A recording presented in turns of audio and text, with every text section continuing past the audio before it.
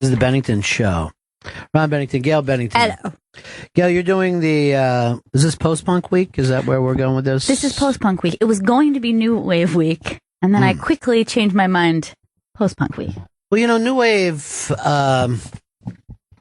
is one of those weird things because to me, 70s New Wave is completely different from 80s New Wave. Yes. But they're both called New Wave.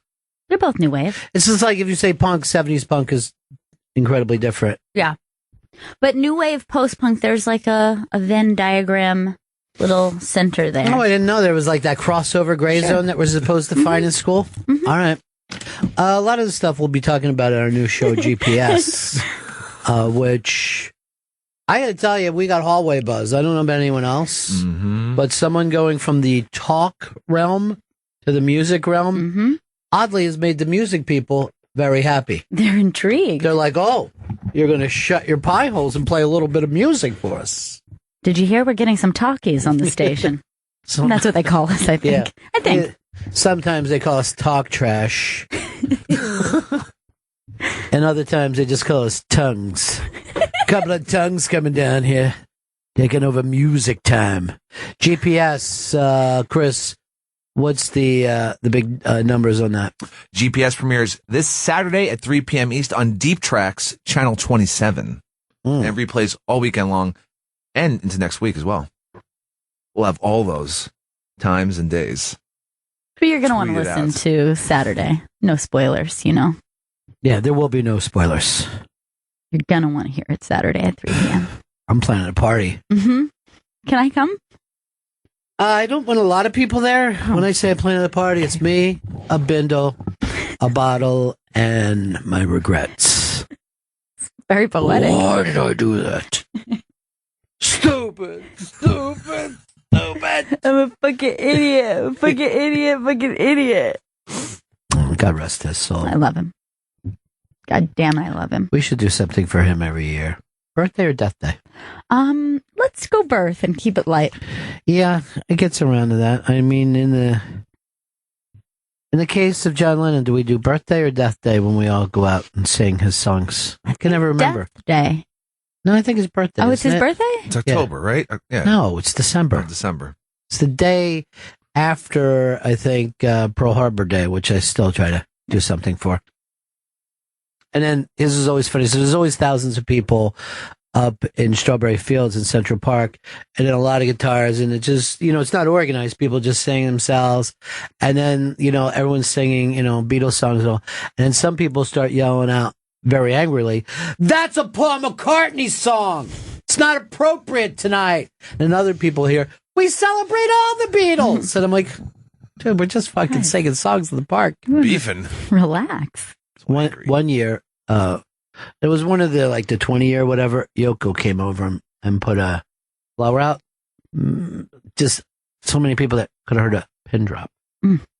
Tears? Had to be a lot of tears, right? Yes, there's tears every year. All right. Just making sure. You live in New York. Why would you think people wouldn't still feel sad? This is the Bennington Show. Lots going on today, but there is a funny, viral kind of video going around that I just got a kick out of. Now, HLN used to be called what? Headline News. They were Headline News, and they're now just HLN. Snappy for the millennials. Now, they were doing something on the Eric Snowden deal, because Eric Snowden, traitor or whistleblower, depending on who's screaming at the time, he got a Twitter account. And there are people like, oh, good, he's tweeting from Russia. And other people like, Twitter, shut this shit down. He's a traitor. So obviously there's a lot of, disagreement on that. But one thing that we can all agree on, it's funny to see news people get fucking punked. And what happened here is the news decided to just put a tweeter on their show. That was the expert. Somebody that they found. Twitter comedian. A Twitter guy. And I think his Twitter handle is like @fart. Yes. He got fart on Twitter. He was in early. Yeah. Hell yeah. You gotta be. Yeah. He must have been there like first day. I was there first day. Got Ashton Kutcher. Oh, great! I haven't even been using it lately. I don't even know what's going on with it. But so this guy goes on, and this is him.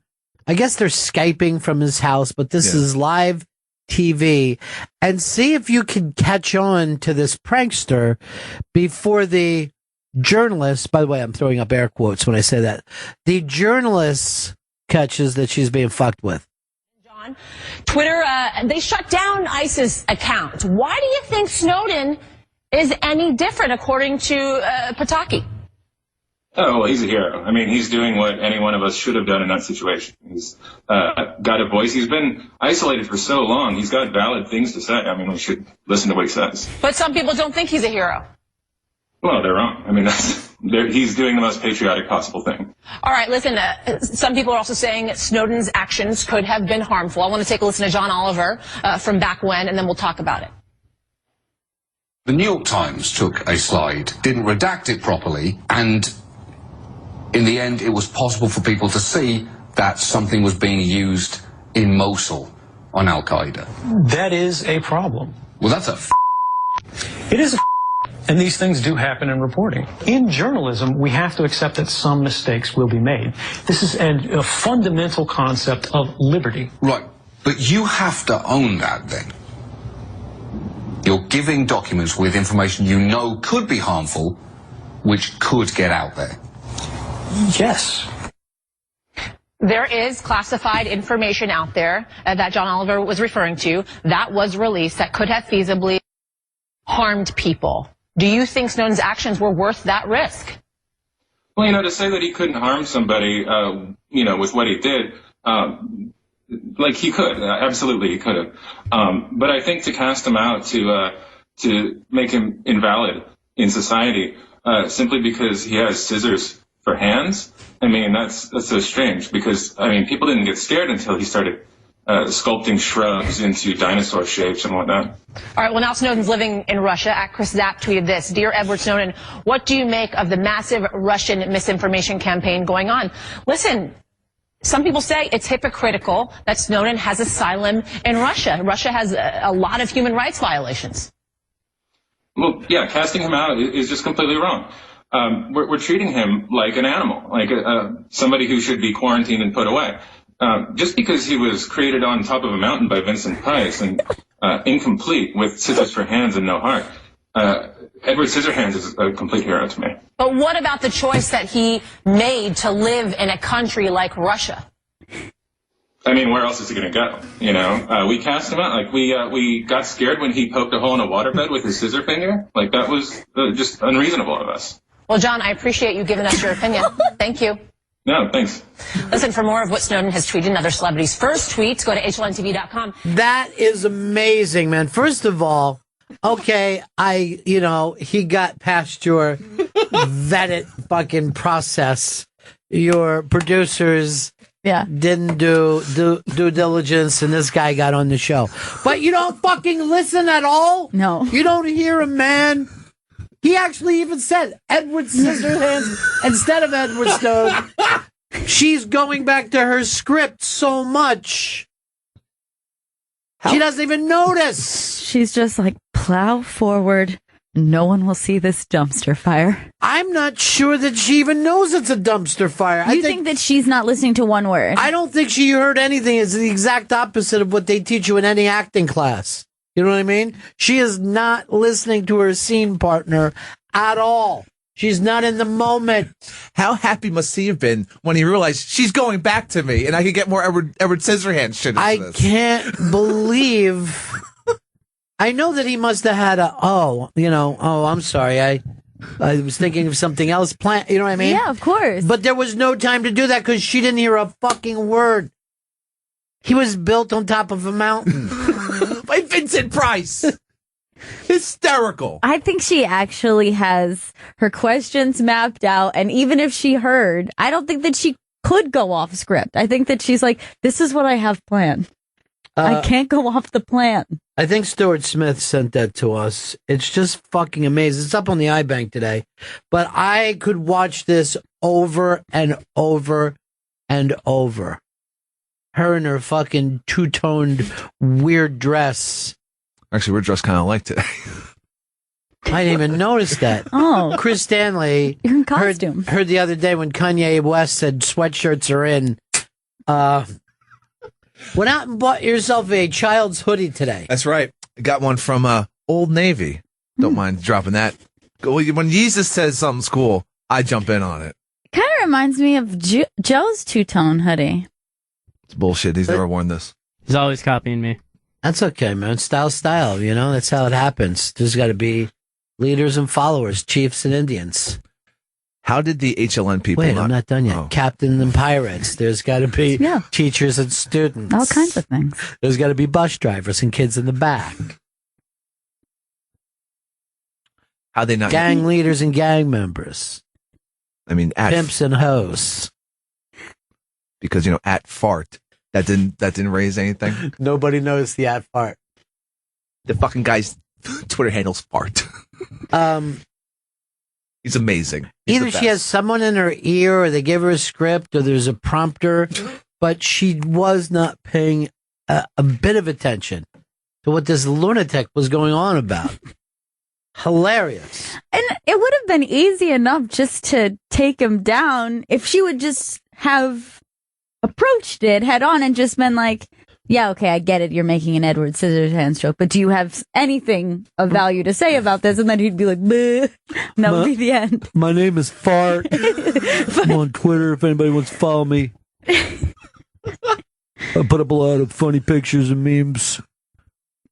Fuck with people.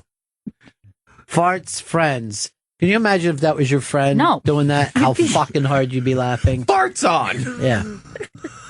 He goes by Fart to his friends, too. You have to. You get that goddamn Twitter handle?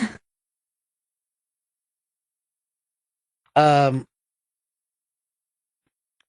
wonder if, today they're going to be... We apologize for having @fart on our show yesterday. We should have known better, and you can count on us from this point on in the future to keep the farts out of the studio. One of our interns smelled a rat and told us he believed Fart really didn't care much about Eric Snowden, but cared more about the little scene film Edward Scissorhands from the early 90s, back when people actually liked John Depp. No one ever calls him John. I know. John, when you were making your 5th pirate movie... Excuse me, it's Johnny. Yeah, a man can't say that. I'm close with him. I call him Jack Depp. I like that, though. Jackie Depp? Sometimes I just call him Depster. Depster's Laboratory, am I right, bro? Depsy Doodle. D-Town. Taking a D train. Where you living to, JD? Depp Star. What, do you got another pirate movie to do? I think he does. What's that wacky director that he runs around with? Tim Burton. If I was his fucking manager, I'd be like this. Sorry, Tim, John's not here right now.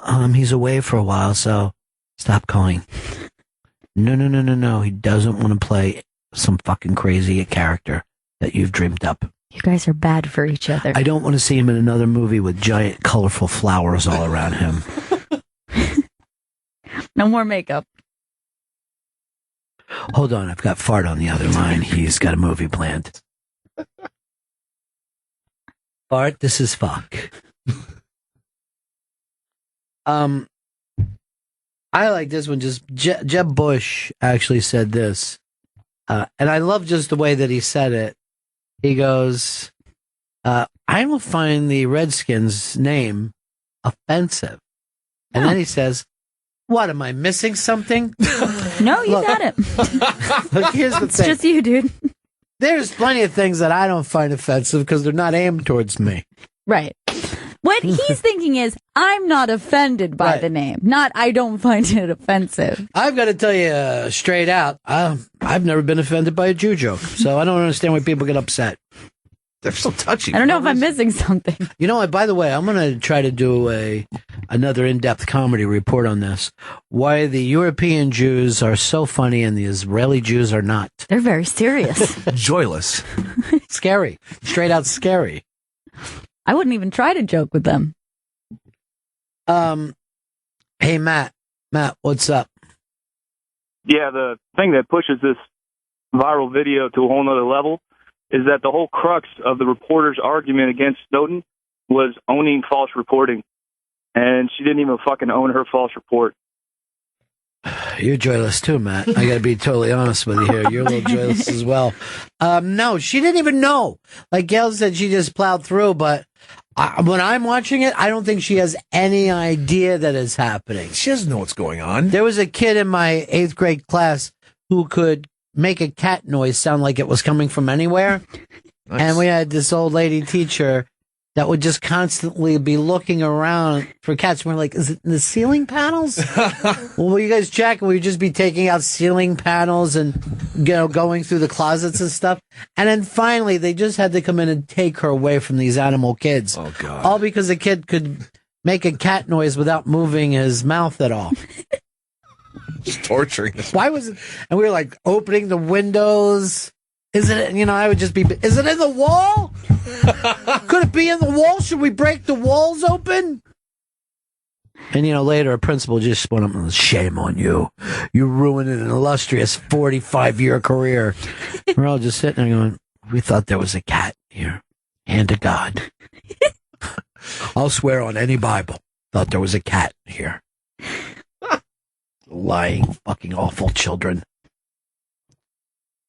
We would torture a teacher in high school. She'd cry most days. What'd you do? Like put stuff on her tits and stuff, like nipple clamps? Fucking sick prick. Why does that make you laugh? You like this? Why does torture make you laugh so much, ISIS? I'm not ISIS. You're wearing a hoodie? Mm-hmm. And you're not so nice. Don't profile me. No sleeper cell. Chris joined ISIS on the 5th day of May. Yeah, I don't know why anybody ever wants to be a teacher. Mm-mm. High school kids, they're horrible humans. No, I think middle school is the worst. Middle school is awful. High school is terrible. And then the little children, if they're children and they're not related to you, you should hate them. That's the way we feel about children.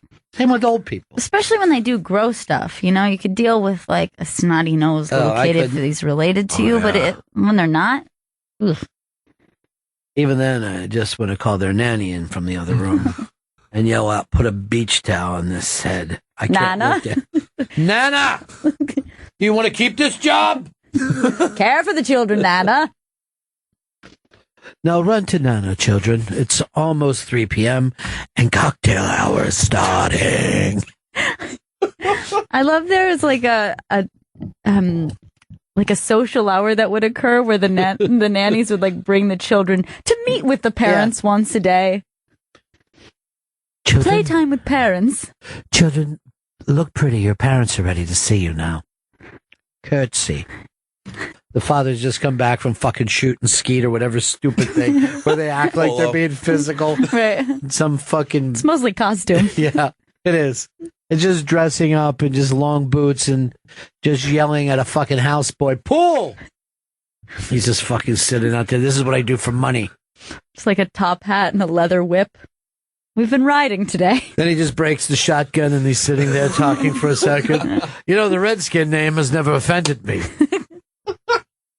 I can barely even hear the game over my oil wells.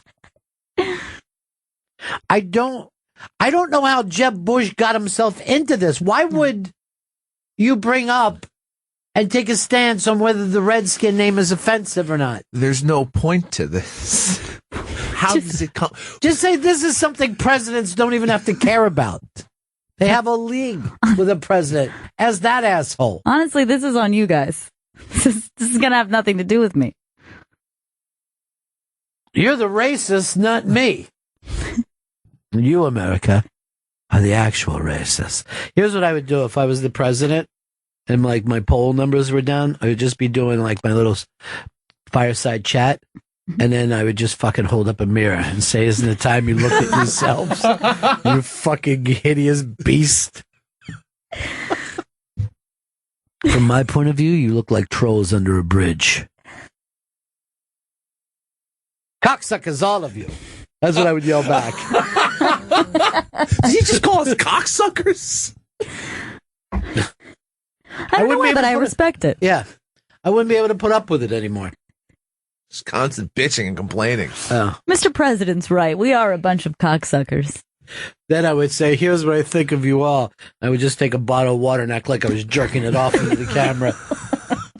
Just water flying everywhere. I would yell, eat it! He's jizzing on us.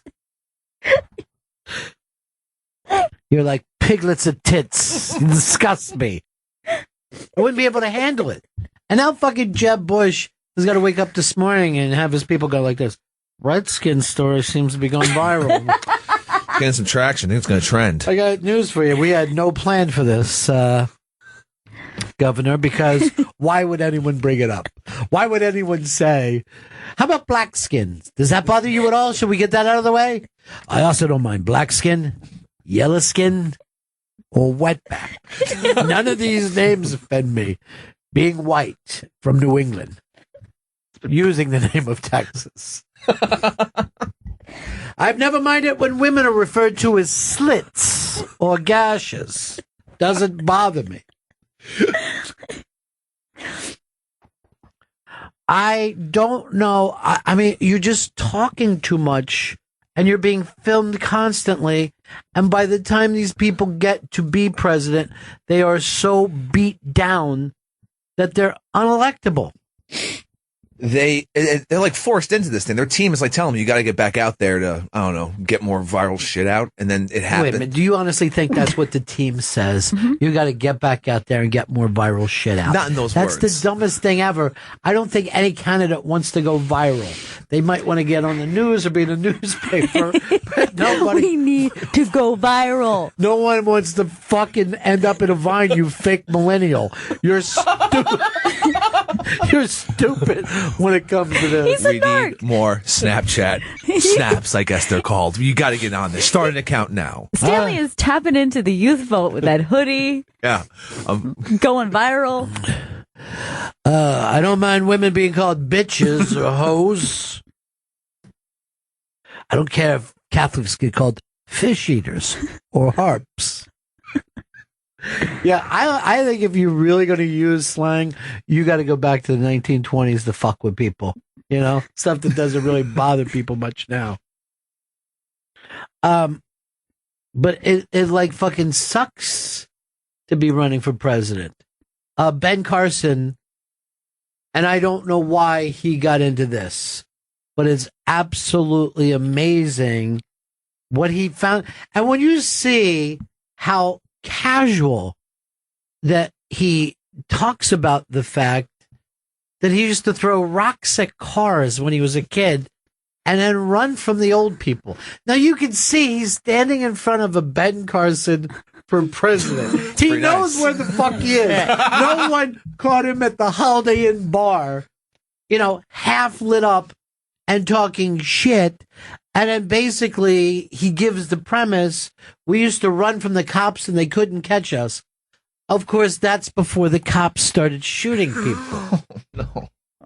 Acting like maybe if he was a Democrat, there would at least be some people who agreed with him, but not a single person in his party would think that this is a funny joke. This is a speech, Ben. You're a doctor. If Chris had a brain hemorrhage, I'd be fine with you going in there to fix him. How do you allow yourself to be so nuts and stupid to start rattling on like this? So let's just take a listen to Ben Carson. Anybody remember throwing rocks at cars when they were young? All right, there were a few honest people. Everybody did it, but you know, because it was so much fun. Huh? Because you know those old people, they would sometimes get angry, and they would stop the car. Is he awake? And they would get out and they would chase you, and we would run slowly to encourage them. What? And then when they were nearby, we were gone like a flash. But you know, sometimes the police would come. Always in unmarked cars, and they'd be chasing us across the field, and they would think they had trapped us. There were these tall fences. They were about 10 feet tall, They had no idea how adept we were at getting over those fences. I mean, full speed ahead, never break stride, leap high into the fence, allow the momentum of your feet to swing you over the top, drop down on the other side, all in one motion, and laugh at them because they couldn't do that. Now, that was back in the days before they would shoot you. And then, I'm just kidding. You know they wouldn't do that. Amazing. It's the craziest story ever. Is he fucking stoned? Like he actually seemed stoned. He actually did. He was so sleepy. He barely had his eyes open. This is the kind of shit we all tell our nephews. But if you're running for president, you're not going to get up and tell the story. With the detail. Yeah. You know what happened. Yes. Apparently all the goddamn time. Then Constantly breaking car windows. Slow. We all used to. We'd run really slow. And then white asses couldn't catch us. They couldn't get us. We were springing through the bushes like antelope. And over a 10-foot fucking fence in one leap. Yeah, okay. Well, the momentum would fling him over. Swing the legs over. You know that there's just an aide backstage like, Jesus Christ, now what? Oh, fuck. What the fuck is he doing? Who is he, $6 million man? Why is he talking this shit? I mean, we tell him to get fucking viral and shit. Guess this is working. Because that's what our millennials liked. Why do they let these guys go out and just start talking like this? At least with him, you can stay awake when Hillary starts to drone on. I swear to God, I'd never make it to the third thing. What? What's she saying? She ought to just take out a fucking trumpet. Just have a little thing that plays would go crazy. She's going to call Charlie Brown in the middle of it. Charlie Brown's teachers. It's actually pretty good. I would, and then the other socialist, I don't even know what the fuck he's talking about. I mean, I would definitely, bum rush the dean's office with him, but I can't imagine him being president. Let's do a I don't know sit-in. what the fuck, seriously, I don't know what the fuck we're supposed to do this time. I just think that we should say, could this work without a president? Should we just see what happens if we elect no one? Just leave the house empty. I think everything will stay mostly the same. It probably would. Yeah, it's a goddamn field of insanity. Empty the house. Empty the house. Empty the house. We want fucking no one. Does anyone really think anyone out there is worth it? Now, to me, my favorite candidate today, this day, is Chris Christie, because he wants that fucking hurricane to hit Jersey so he can do his thing. That's when we loved him most. He was stronger than the storm. He was amazing. He was wearing his Chris Stanley hoodie wherever he fucking went every day. Looked good on him. They put him on SNL. They put him on Letterman. They put him on the Today Show. His numbers went to 89%. And life has been shit for him. Let the storm hit for Christie.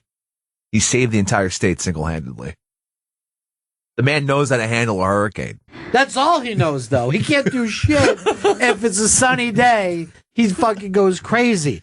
But during a hurricane, he's fine. This storm is not as strong as the previous storm, and we were stronger than that storm. Yeah. So we're going to be stronger than the storm. I'm stronger than storms. Let's just leave it that way. Did that last storm hit during September or October? September. It was a September storm. And I think the year before that, the previous hurricane was in October here. I think so. What do we've had 2 hurricanes in... Yeah, well, we skipped about 2 years, but we had one after another. We had Irene and then Sandy. And I think Irene was in October. But only one was the one that stronger than the storm. Yeah, that was Sandy. Yeah, that's what shut down the city. Sandy baby. Sandy, my darling, you hurt me real bad. Well, if we get this storm, this man can end up becoming our president because he fucking handles a storm. He'll ride that shirt like no one. I'd like to see him bring back the Chris Farley El Nino character. Yeah, that'd be great. I think he could do it justice. I really do. You know, he's got to be saying every Catholic prayer that he has, that this thing fucking hits head on, and he's standing on the beach with like a fucking Moses staff, just trying to stop it in its track. I forbid you to harm my people. And then fucking Springsteen is bringing him out on stage again. Bon Jovi's over his house playing fucking frisbee golf. Everybody loved him for that short period of time. Oh, yeah. He was huge. Literally. He's just watching the fucking, just every weather channel. He's just going, come on, baby. Come on, baby. Bring it. Bring it to Chrissy. Calls himself Chrissy. It's cute. Yeah. Poor bastard. If that fucking thing takes off and just starts to head for Maine, I wonder if he'll just jump in his car and just start driving. Only I can help the situation. Yeah. Relax. This is better. Then I really look like a hero. You guys are filming this, right? You shall not pass. Is there any earthquakes anywhere I can get to? I think I'm also stronger than an earthquake. He's a storm chaser. It should be the new job of his. Brenda, Kansas City. Hi. Now, I might be mistaken, but didn't Hurricane Sandy hit towards the end of October, like the 29th, 30th, something like that? Because I think they even delayed up there people going trick-or-treating. I don't know. One year, I know that you're exactly right. They were mad at him because he said you couldn't trick or treat. Yes, you're completely right. Yeah, it was kind of around my birthday, and I remember thinking, "Wow, this is what my birthday is going to bring this year." I still thought that was Irene. Was that one? I could be wrong. I thought that was. What's the date on it, Chris? It landed in Jersey on the 29th of what? Of October. Here, that's my birthday, October 29th. Brenda, you're smarter than our producer, so you're going to go into the pretty good prize closet. Congratulations. Awesome. Joey? She wins the signed book. Nonfiction. 63 documents the government doesn't want you to read, signed by Jesse Ventura, former governor, and also known as The Body. Now, you're from his state, right? Yeah. You don't know how to say his name correctly. Jesse Ventura. The Body. The Body Ventura? Oh, boy. How was he your governor? All the college kids voted for him. No, I'm saying that you don't know who he is. Correct answer. Yeah, yes, people voted him in. That's how he got it. Jesse Ventura, The Body. Boulevard. Coming to the ring right now at 310 pounds, Jesse Ventura, The Body. You never sounded girlier than you do now. Jesse The Body Ventura. How's our new intern waking up? He's doing great. He's doing great. He is completely under my wing. I know. I He's don't your even guy. like the other intern. Oh, Jam Band's great. No. He's cocky, and they said he talks back to them. I was at Chipotle yesterday with him. He used to be a manager there, so he was getting me half off burritos. And they're rolling his burrito. He goes, actually, could I roll that burrito? I used to manage at Chipotle. Give me a size large clubs. And they moved the burrito over to him, over to his side of the counter, and he rolled the burrito in front of me in probably 3 seconds. They will start rolling up fucking loose joints for us then. Mm-hmm. That's what I'm saying. Do something he can pull off for a change. I'm impressed by that. He's very dexterous. That one cost us Halloween that year. And even that trunk Halloween that people are doing now in parking lots. That's weird. I forget what they call it, but they're just taking their car to a parking lot. They open up a trunk, they fill it with candy, and they let the children come around. That's creepy. It's literally what you tell children not to do. Yeah, eat candy out of the trunk of a fucking stranger's car. I think they call. I might be 100% wrong. Is it trunk or treat, or am I out of my fucking mind? Because that now sounds like you could be thrown in the trunk. That's what it should be called. You either get the trunk or you get the treat. You pick. I'm so fucking scared right now. Step into my trunk. And the reason why they do that is because they're afraid of houses? I'm not sure. To me, nothing's sadder than seeing kids at the mall on fucking Halloween. Oh, God. That's really terrible. Seeing someone get a pen. Carlos, what's up, buddy? Hey, Ronnie. In San Francisco, Ben Carson, he did a local radio show with a live audience. And he was talking about how when he was young, he had a real violent streak. I mean, he was violent. He got to the point where he actually tried to stab a guy. And he's lucky. He said the only thing that stopped it was the belt buckle. If not, it was a 7-inch knife. He had all kinds of violent stories. And the live audience, really uncomfortable with these stories. They were kind of laughing like, oh, really? This crazy fuck? No, anyway, like, is he trying to say he's born again? Like, somehow he's a new person? Yeah, because when he was 10, he went into his bathroom at his house. And he went in there and he had a Bible. And after he stood in there for 3 hours, he decided never to be violent again. But to hear him tell these stories, with his manner that he speaks, it's just bizarre. And ever since he was 10, when he stood in there for 3 hours with the Bible, he never went off the handle again. So he was stabbing people and fucking throwing rocks at cars at age 10. Yeah, and another kid, he hit with a rock in the eye, and he gashed him open.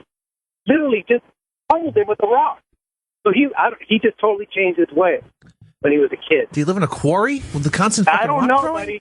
But he was been throwing rocks since he was a kid. Chris grew up in an area where there weren't a lot of rocks. Sure. Yeah. Well, it was just his mother. His mother raised him. And I forget how many brothers and sisters he had. I had a bunch of them. Yeah.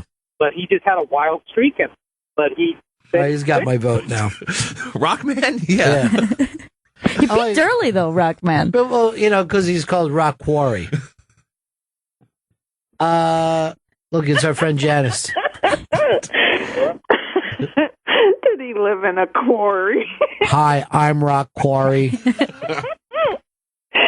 And I was cracking up because I'm thinking, well, a brain surgeon, I'm kind of fond of them myself. And then he's talking this crazy shit. Well, the thing is that I guess because you work so hard at being a brain surgeon, a lot of other stuff you don't keep up with, like social things. Right. But at the coffee place on my block, we have a lot of surgeons who come in because we're surrounded by hospitals.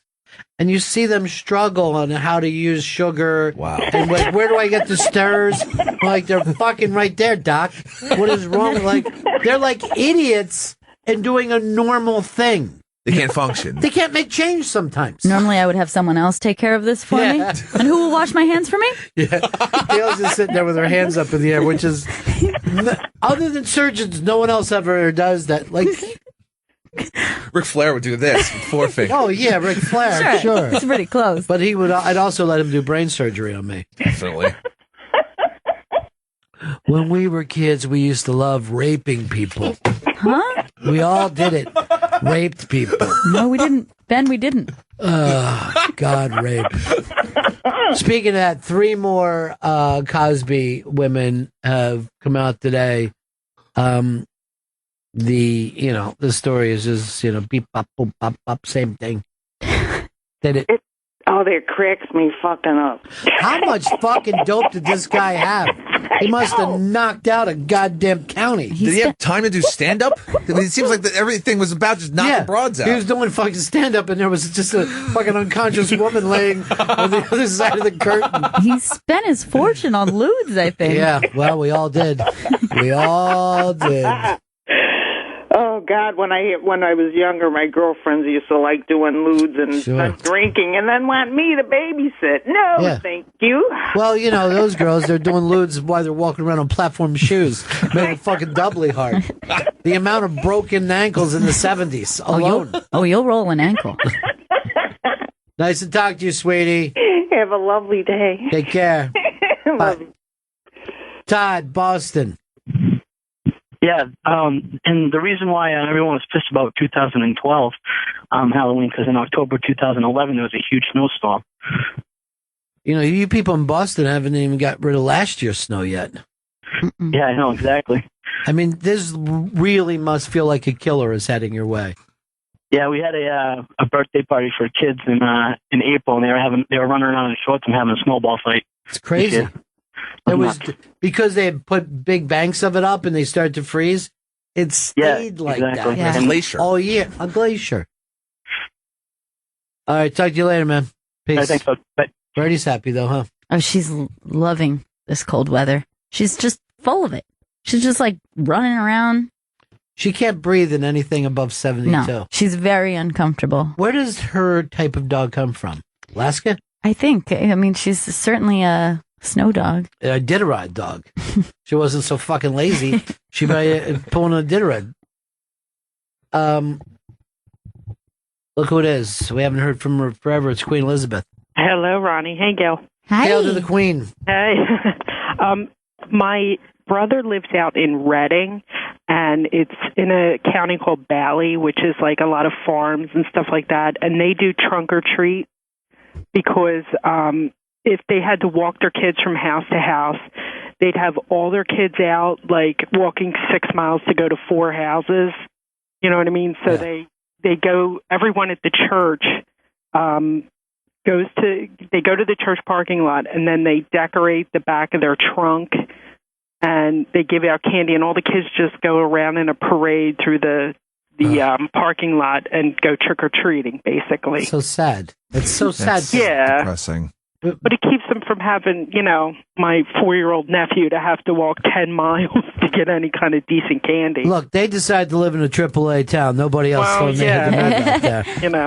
And it's funny because whenever we're out driving, there's this place on Varee Road that has horses.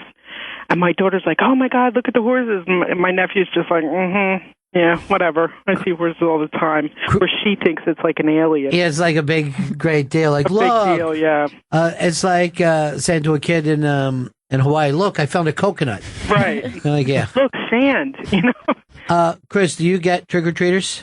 No, do not get trick-or-treaters. No. You get them in your building? No, they go to the businesses on the avenue.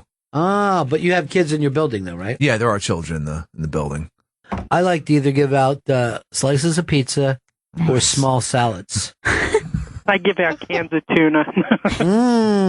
Chunk so light. good. You know what? With some bread, that's a meal in itself. I know. It is. It is indeed. With some Hawaiian sweetbread. And then I scream It's at them like, to I get know what off I'm my going to do for lawn. lunch. Yeah.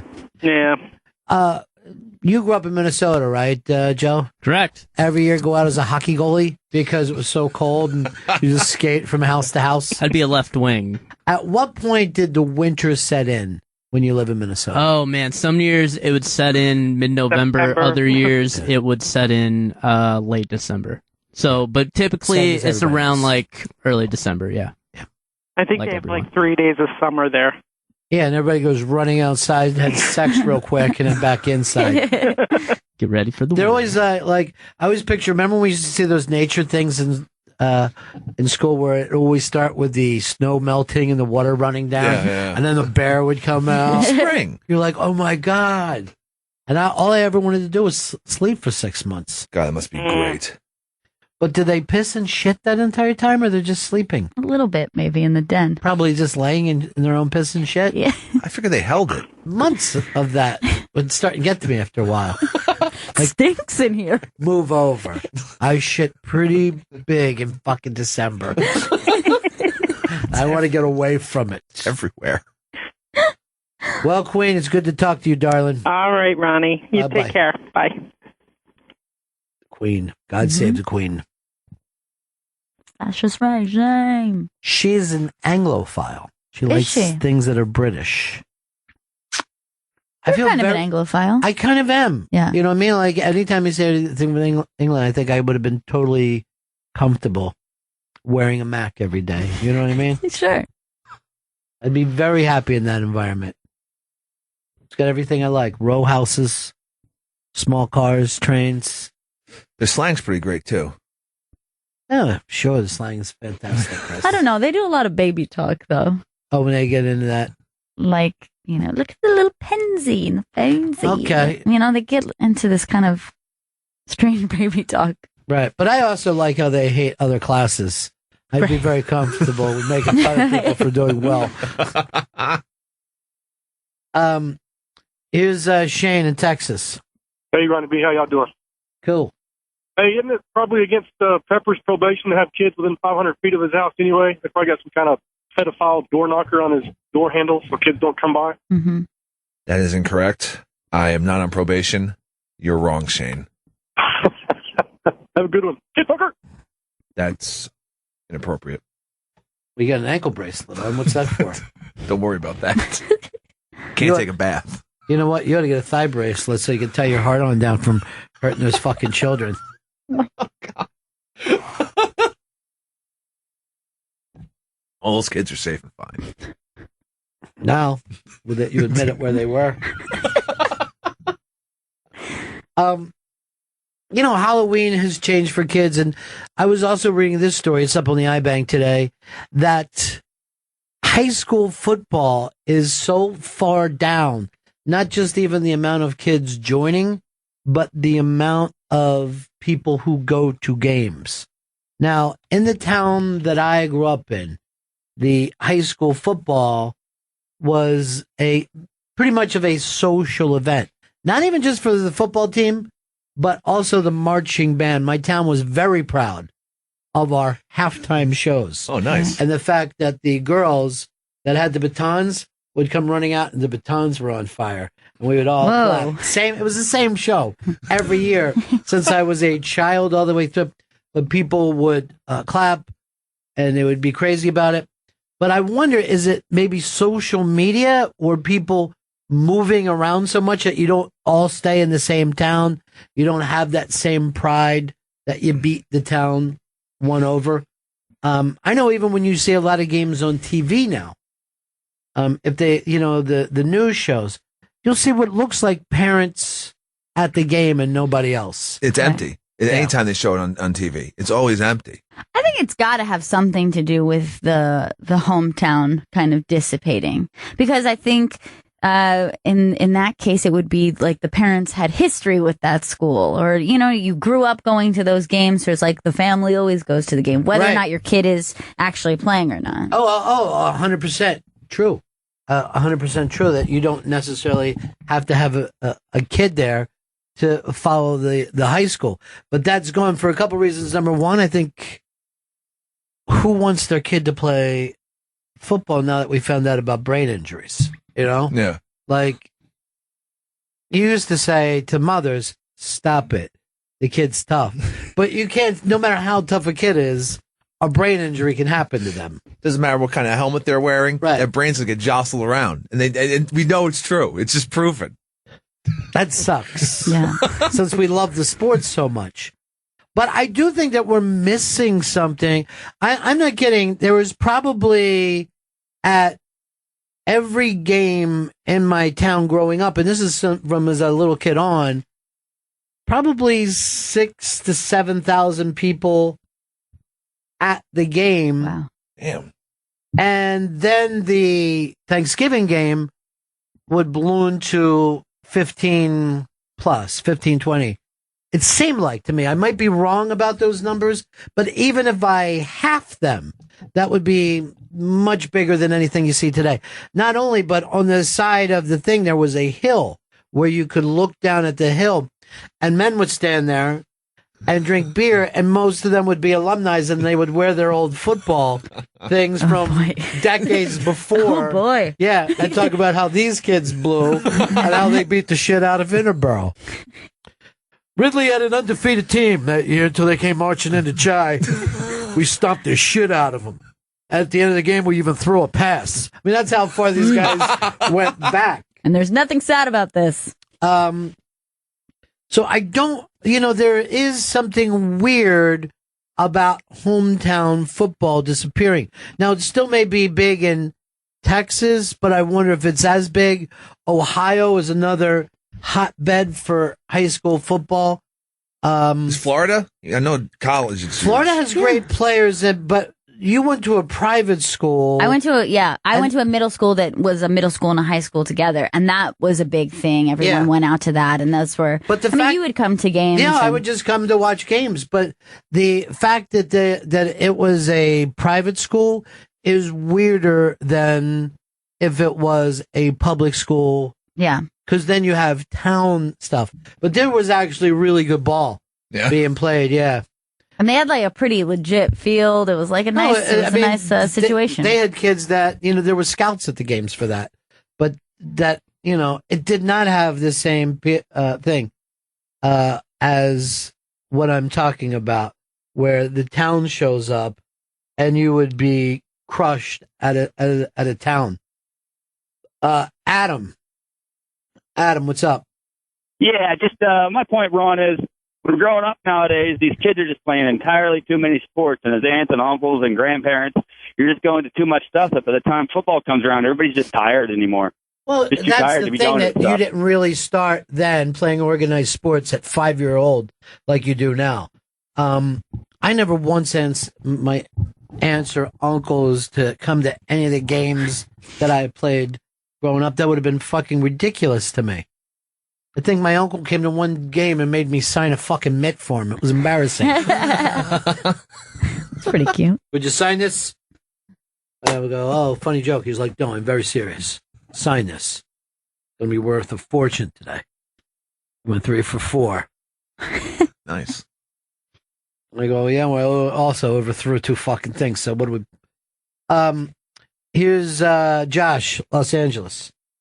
Hey, how's it going, guys? Good. Hey, I grew up out in Iowa amongst cornfields. I'm telling you, man, it was just like Varsity Blues or Friday Night Lights out there. Yeah. Nobody cared about the news about brain injury or whatever. It's no, my granddaddy played and I played, and by gum, you're gonna play. Now, did everybody in the town show up? Yeah. I mean, my graduating class was 60 kids, and somehow there were 10,000 kids at the game.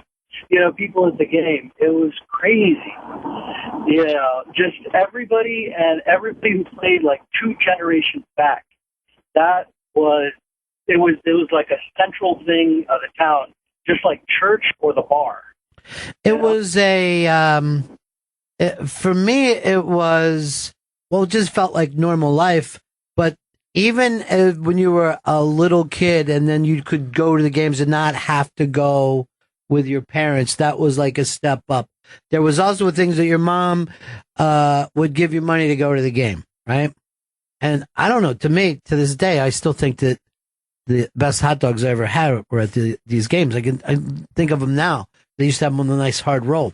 But what we would do, there would be a high chain link fence around the field that was about, 8 to 12 feet high, something like that. I mean, I'm looking at it through little kids' eyes. And that would cost you whatever to get into the game, a couple bucks.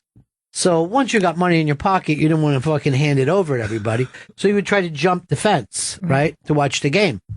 And there would be cops lined up and they would stop you. Well, then before every game, right, you would play the national anthem. As they played the national anthem, the cop would have to turn and he'd have his hand over his heart, and you would just see all the elementary school and middle school kids going over the fucking fence as fast as they can. Now, when you did that when you were a little kid, it was very exciting. Then when you got to high school and you were in the stands and you watched the kids doing that, it was fucking hilarious to you. You were like, what a bunch of fucking dirtbags. This is great. But those kind of stupid little traditions, I think, are good for a town. It is what makes people a community. And I think we don't feel like a community because you don't feel that way around a mall, Yeah. You just feel like you're just passing through, even if you've lived in that town for 25 years. I mean, you have to put value on what your town has. I think that's something that people don't do. I think people are eager to have, things unify them in the country. Like they want the big stores or the big restaurants or whatever. But I think you've got to find value in what you have that other people don't. Yeah, when you're in Chadsford, Pennsylvania, you're going to go to the Mushroom Festival every year. Now, you could think to yourself, well, who'd want to go to the Mushroom Festival? That makes it part of the fun. You know what I mean? The fact that there's some stupid beauty contest or there's the same thing done every year or there's a parade too small to care about is actually fun. Yeah. That's actually great. And yes, when you're like 16 or 17, you're like, this town blows. I want to get out of here. That's also part of the fun. These assholes are sitting around acting like mushrooms are a big deal. Fuck this town. Good. Feel that rebelliousness. Then get out. And then years later, you're like, I'm coming back for the mushroom festival. Love it. Seems like there's something of me in this town. And then you'll remember that you always loved it. Yes. And you'll try to I loved when my dad took me to the mushroom festival. I don't know why you guys aren't enjoying this. You'll take your kids to it. Look, kids, isn't this a cheesy, stupid thing? But yeah, I think high school football used to have that. And we've, somewhat gotten away from. We've gotten away from community stuff. And I believe Ben Carson can bring that back. Oh, yeah, definitely. Vote Ben Carson. He's out there throwing rocks at old people.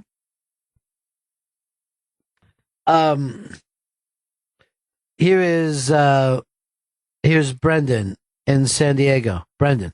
Rosh B. So in my hometown, the football marching band is now way more popular than the football team itself. They got 400 people in the marching band. Yeah, that's how people used to feel. He's the talk of the town. That's just how people used to feel about the band in my town. That they loved the marching band. The mothers had been in the band. They raised their children to be in the band. And then there was this thing like, that English song that goes, bum, bum, bum, bum, bum, bum, bum, bum, bum, bum, bum, bum, yeah. bum, bum, bum, bum, bum. Well, they would come out playing that and everybody would buckle up. And then they would like double time, bum, bum, bum, bum, bum, bum, bum, bum, and they would go real fast and everybody would clap. And then they would boom, boom, and they were acting like they were slow robots. When they were doing that, fucking tears would come down out of people. Adults would cry in front of us because that was a long tradition of this same thing being in the band, everything. And they were probably thinking about when they lost their cherries back in 1957. You know what I mean? Whatever was going down with them, they gave a shit about it. But, I don't think people stay in the same town that they were born in. James, go ahead. James, hey, Ron. we got you, buddy? Yeah. Yeah.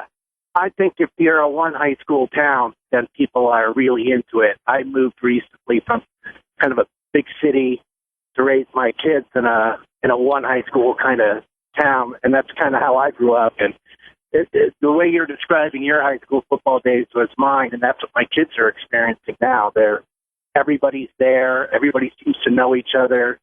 The band and the football kids are all friends. It's they all support each other. Now, what kind of numbers do they draw to the game, though? The people of the town show up? It's literally the whole town. It seems to me. It's probably not, because I guess there's about 8,500, 9,000 people in town, so they're not all there. But the place is packed. The parking lot's full. You got to drive around. The concession stand is mobbed. You see all your neighbors.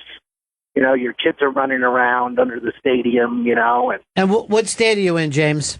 I'm in Ohio. See, Ohio is still a real football state. I mean, it's really old school with that, which is kind of cool. Ohio is so much of a high school football place that Michigan recruits their kids to come in to play Ohio State later. Like, if you ever see a lot of the great Michigan football teams, check where a lot of those kids came from. And I don't know how they deal when they go back to their hometown. Right? Yeah, because there's an almost warlike hate between those two places. I'm not sure if there's a better rivalry than Ohio State and Michigan. I like a good rivalry. I like when people hate each other. Yeah. Mark in Columbus. Hey, what's up, buddy? Hey, man. Hey, wanted to just say that people always went to like they were going to fight, and it just never came down. But I had a buddy who used to carry a weapon, and it was soap in a sock. Ever heard of that? Yeah, that's a prison trick. It's it's Full Metal Jacket. Yeah, just a dream, fat boy. Just a dream. That's all, brothers. Peace. Okay. Let's go over here to Andrew. Andrew, what's up, buddy? Hey, Ronnie B. Yeah. One of my kids was a cheerleader for the public school, and I noticed that a lot of the good players wind up getting recruited by the private schools because all the good private schools in Jersey have great football teams. Now, how do they draw, though? Does it pull people in? The private schools? Yeah. Yeah, well, yeah, because it's a lot of tradition there. You know, you get a lot of, like alumni and all that stuff. But the public school, it's basically just the parents and, the cheer parents, and that's it. That's sad. I mean, you expect to see that at a wrestling meet, but not at a football game. Wrestling meet was always one of the things, let's go, Toby. There'd be like 12 people there. Yeah. Grind it out, buddy. It's echoing. You see your voices. While you're being pinned, you hear your own mom. Roll over! It's not that easy, Mom. Really hard to be arrested. And I haven't eaten in a while because I have to make weight. For some reason, I'm 5'10", and you guys want me at 137. Not possible. I can't do it. You're giving me Axlax and piss pills.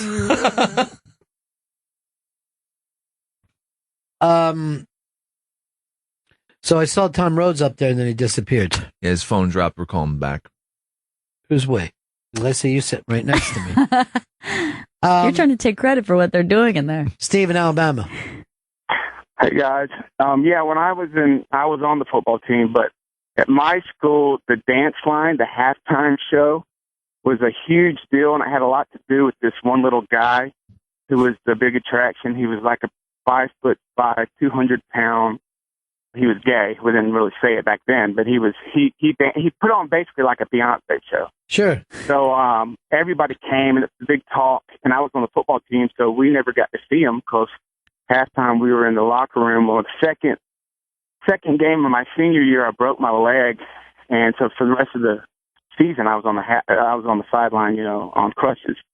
So one game, I ate acid before it, and I hung out on the sideline. And when we were supposed to go back in for like the halftime talk, I just ducked out. I didn't need it, and so I just kind of sat back and watched the show, and it was unbelievable. I mean, people were hooping and hollering, and this dude was running it like Beyonce, right in the middle. I mean, he was the focal point. No, and I laughed my ass off. Steve, what gave you the great idea to trip balls during a high school football game? Well, what else was I going to do? I was on crutches, and that was kind of what we were doing. My buddies back, a lot of my buddies were in the student section, so I would look back at them, and they were tripping, so I'd look back at them, and we kind of like whatever, fist pump and shit, and it was just something we did.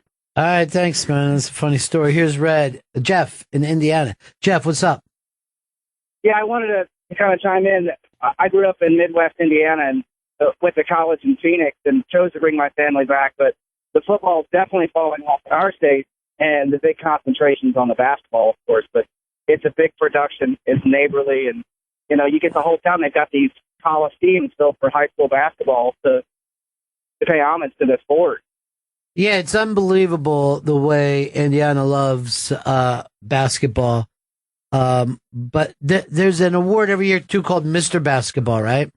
There is, yeah. Because everybody I've talked to before always tells me a story like, and our team was pretty good. We went on, but we lost to the team that had Mr. Basketball on it. Or their whole thing was, we beat the team who had Mr. Basketball. So fuck it, what a year. I mean, we didn't win state, but we did, that was the upset. And I'm like, Mr. Basketball. That's an awesome name. We showed it. I love it. I think it's a little too on the nose. I think it's a little too on the nose for me. All right, thanks, dude. Here is Andrew in Indy. How you doing, Andrew? Hey, I'm great. Hey, thank you. I love your show. Yeah, it's good. What I want to say, I lived in northern Indiana for about 10 years, and the town I lived in was about 14,000 people. And football was the big thing. Friday night, it was football night. but it was a social event. It wasn't about the game at all. I would agree with that, and I think that's what I'm even saying. Like, more than just being a fan of football, is you're a fan of your hometown. You all get together. It keeps a town connected.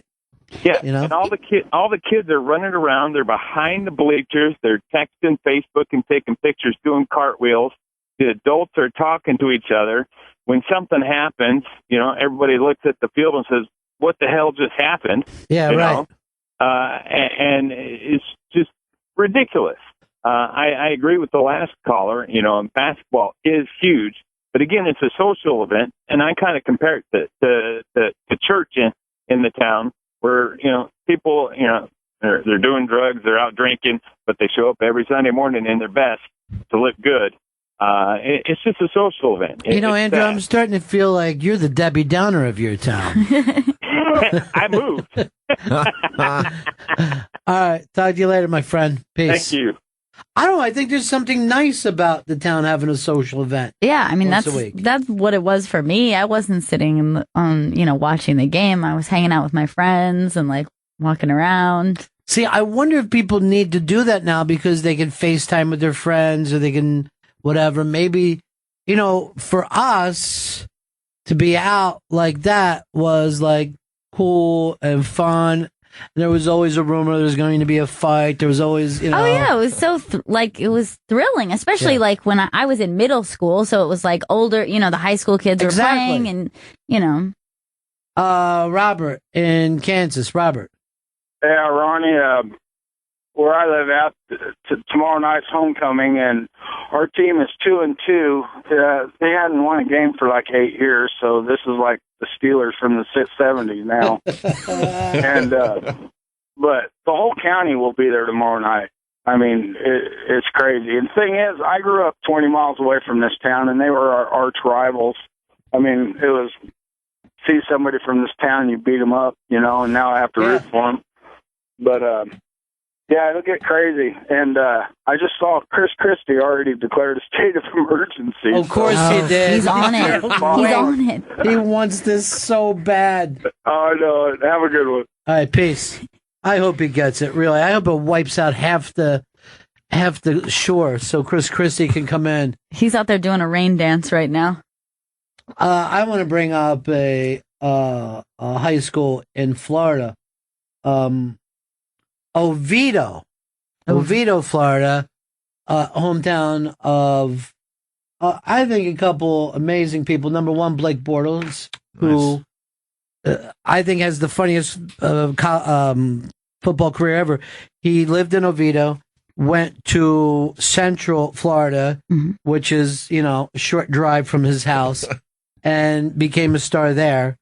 And then was drafted by Jacksonville, which is a short drive. So he's never played more than like 60 miles away from his house. Nice. But also from that same place, the one and only Tom Rhodes, international comedian, and a finalist, top 4. Final 4. In our Highlander contest.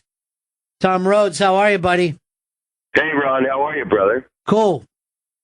I'm glad you brought up that Blake Bortles thing. That's he's the star of Oviedo, Florida now. Isn't that the funniest thing, though, that he's never been, he's never needed to fucking move out of the house he grew up in, really. He went to college. The college is only like 15 miles away. Jesus. Yeah. Yeah. It's less than 20. And then Jacksonville. Unbelievable. Yeah.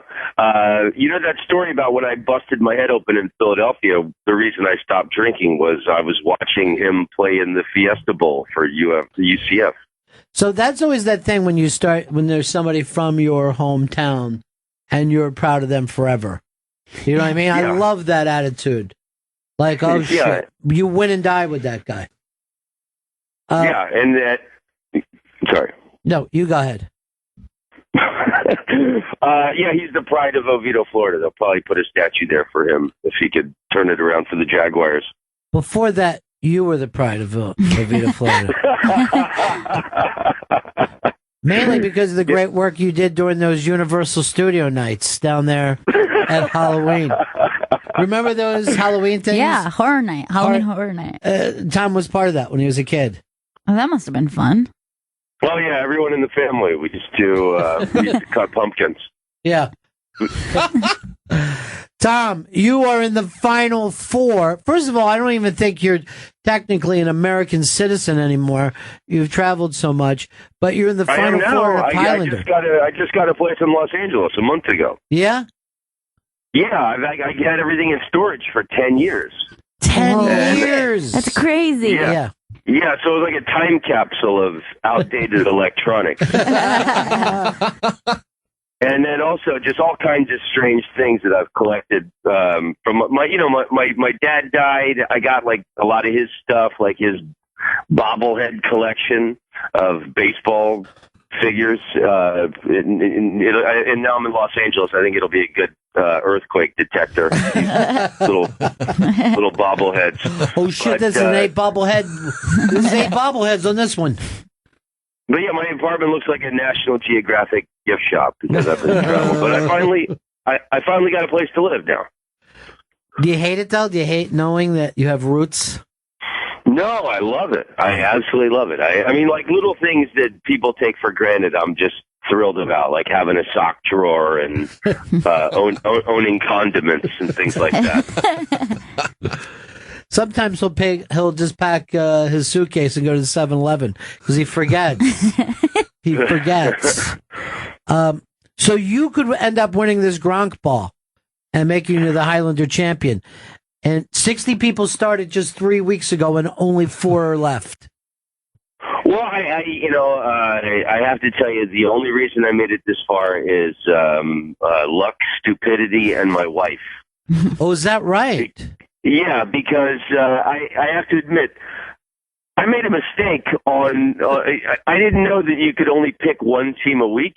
Yeah. So when this thing started, I picked every team, and only the last team that I picked registered. Oh. So the first week, that was the 49ers because they were at the end of the list.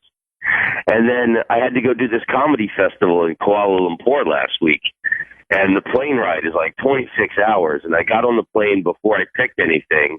And my wife, I for some reason, I couldn't log in Malaysia. Maybe it's blocked by ISIS or something.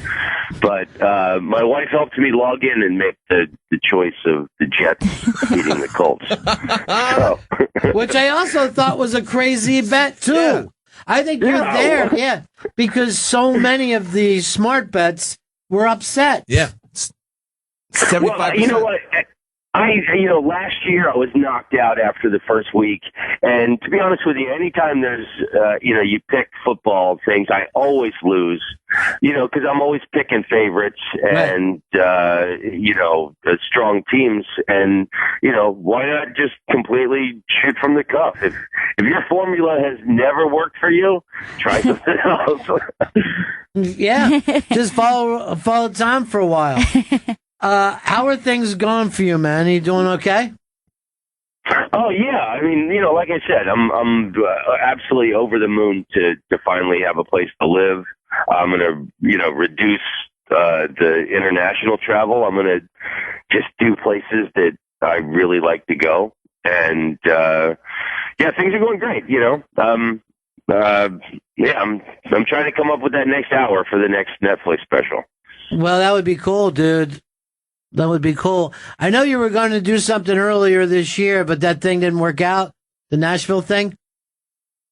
Oh, yeah. And you were going to be involved in that, producing or something. They kept asking, but I'm not a producer. I'm just, that sounds like work to me. But I heard the details of why that. I think we got very lucky that we weren't involved. Yeah. To be honest with you. Well, I normally turn down everything. You know what I mean? That's been my key. Nah, that sounds like a meeting. No, don't want to do it. I always say, like, if you can't have the meeting on the radio, I really don't want to be in it. But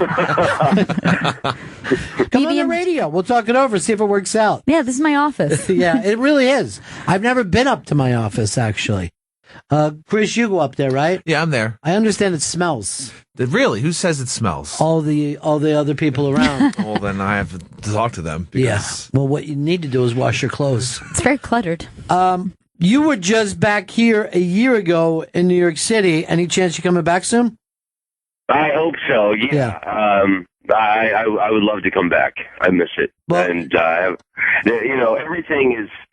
everything is about the Comedy Cellar now. I'm reading that Judd Apatow book, and it's the Comedy Cellar in New York and the Comedy Store in LA. The Comedy Store's got. I was there last weekend. Judd Apatow, Bill Burr, Mark Maron. It's just ridiculous lineups like the Comedy Cellar is right now. Yeah, they bounced back too because they were in a little trouble there for a while, but now it's bounced back in a big way, which is cool as shit. Yeah, the Comedy Store. I don't know what happened. I mean, I always avoided that place. Many people have said it was haunted, but they defumigated that place or something. I don't know what happened, but it's kicking again, huh? Everybody's hanging out there, and it's pretty cool. Well, if you can't make it back here, I'm going to try to make it out in LA this winter to get out of the cold a little bit. Maybe we'll hang out then. Oh, please do. And, you can stay with me in my one-bedroom apartment. I would love to crawl in between you and your wife and hear exciting stories about the Orient and Norway and all of your travels. All right, buddy. I'll surround you with bobbleheads while you sleep. You're the best, kid. Take care. I'll talk to you soon, all right? All right. Love you, buddy. Peace. Talk to you soon. Tom Rhodes. Funny man. He's performing at the Dirty Bird Campout in Silverado, California this Saturday, October 3rd. And he's also performing at the Hard Rock Casino in Sioux City, Iowa, Wednesday, October 7th. On Twitter, it's @_Tom Rhodes. You know, the outdated electronics thing was so funny to me. But I've had a storage place for like 10 years, and I don't know how many times we've been back to look at it. Because when you come into the city, you really get smaller. Yeah. And I used to have a bigger storage space. Then said, well, a lot of that shit's fucking stupid. So I downgraded to a smaller storage space. And I don't know, I've been able to live without this stuff for long enough. I mean, I'm sure there's pictures, which everybody likes, but I don't look at pictures. Yeah. I never sit around looking at pictures. That's got to be at least probably, 7 years, 8 years since we've even opened that thing up. Probably. Yeah. Yeah. Somebody's making a nice little fucking piece of cash and just having a room. Just a room. Eric in Texas. What's up, buddy? Hey, Benningtons. Love you guys. Yeah. I graduated from Permian High School, Friday Night Lights. Yeah. Oh, yeah. That's you're basically ground zero there, right? Absolutely. It's football is king. Yeah. And there's 2 high schools in town, and every year they play, and they built this huge stadium. There's 35 or 40,000 people at that game. It's crazy. 35 or 40,000 people every week, huh? No. Just at the rivalry game. Oh, just that one big game, yeah. Yeah. But you're on just a regular Friday night, there's 15,000 people. Oh, that's wild, man. All right, thanks, Eric. You know, if you see some of those high school stadiums in Texas, you're stunned because they're built like you think it's a college stadium. Right. There's, video in the end zone and everything. Crazy. You're like, geez. And you see the town isn't all that big. Like, where do these people come from? Eric in Colorado. Hey, buddy. Yeah. So I live in Denver, and football games there, high school games are pretty popular, but I travel a lot in like the outlying little towns in Colorado, Nebraska, and Wyoming. And like you listen to the local radio station, and that's all they're talking about is that upcoming football game, high school game. And you drive through there, the one little town I was just in here a little bit ago, every car in town was painted up because it's homecoming this weekend. All the locals, it's like I was sitting there at the co-op where I was loading it. There's like big signs up for it, and you get these little areas, and it's it's even much more popular than some of the bigger towns can be. Well, the bigger towns have too much to do. You know what I mean? There's too much going on. I think it kind of depends on the area of the country too. I mean, like I said, even the high schools here the local high schools in Denver, I mean, a lot of the games are still packed, on a Thursday or Friday night, or even on Saturday morning. They'll still be packed. I mean, it's not the social event that it is in the little town, but they're still just as popular, I think. All right, thanks, dude. Here's Don in Michigan. Don. Yeah, hey, Ronnie B. You keep taking me back down memory lane, man. I used to do the same thing back in when I was growing up. We had a football stadium that was like 3 blocks from our house, and it was a big park, actually, and it was like 30 acres, I'm thinking, and it was a chain link fence all the way around it. And it was wooded trees on a couple sides, so the police and the firemen, they couldn't watch the whole thing. So we would be sneaking under the gates, over the top of the fence, just about any time. I mean, it was crazy. And one of the things I think about the most these days when I go to a football game is when I'm walking down my alley toward the field, the blue haze above with all the cigarette and cigar smoke that was coming from the stands and the people, and that smell of popcorn and hot dogs and cigarette and cigar smoke. It just stays with me. Yeah, people used to think, okay, we're outside, we can smoke. That's now perfect. People have gotten crazy about smoke. Yeah. Even when they're outside. They feel like they hate it more if you're outside and smoking. I don't even get it. It's ridiculous. No, they do hate it more because no one can smoke inside. So that's when these people are the only time they're near smoke. So it freaks them out. But I don't ever even remember people bitching about smoke ever in my life. No, not even in restaurants. Like growing up when, in Florida, you could smoke in restaurants. It's not like anyone was like, oh, it's so smoky in here. They're like, go to the smoking section. That's all. No one ever would be like, oh my God. And then as soon as the first person did it, now everyone does it. Oh, Jesus Christ. It's horrible. I hate it. I hate when you see somebody walking down the street and they're like fanning smoke away from their face. You're like, you're outside. But I actually think that has slowed down a little bit. Like people aren't doing that as much as they used to. Because they feel like they're winning. They're feeling very good about themselves. They did win. Yeah, the war's over. If you want it. Fucking air Nazis. I think the bullying also should be working against the people that pick on smokers. That's also bullying. That's bullying. I've been bullied my entire life. I've been bullied out of bars, been bullied out of restaurants. Trying to bully me out of my own goddamn building. They are. With third-hand smoke. There's third-hand smoke. That's a real term because it's a smoke that damages, I guess, the walls. But here's the deal. They have never even proved that one person has died from secondhand smoke. I know. And they're coming up with third-hand smoke. God forbid the property value goes down because someone smoked a fucking cigarette. Well, cooking fish in a fucking house probably isn't good for it either. But that's why it's a home. And this isn't... I had it's a not a neighbor block of gold. I had a neighbor get mad because she didn't like the smell of popcorn. You guys are really making a lot of popcorn. You know what I would have said to her? It's delicious. It's movie night. You be the neighbor and say you don't like the smell of popcorn. I really don't like you. You make too much popcorn. Oh. Never mind. You've convinced me. I can't resist. You know what? I'll fucking go into my hallway and I'll smell skunk and I'll just be like this. Somebody burning that weed. It's true. You know what I mean? Like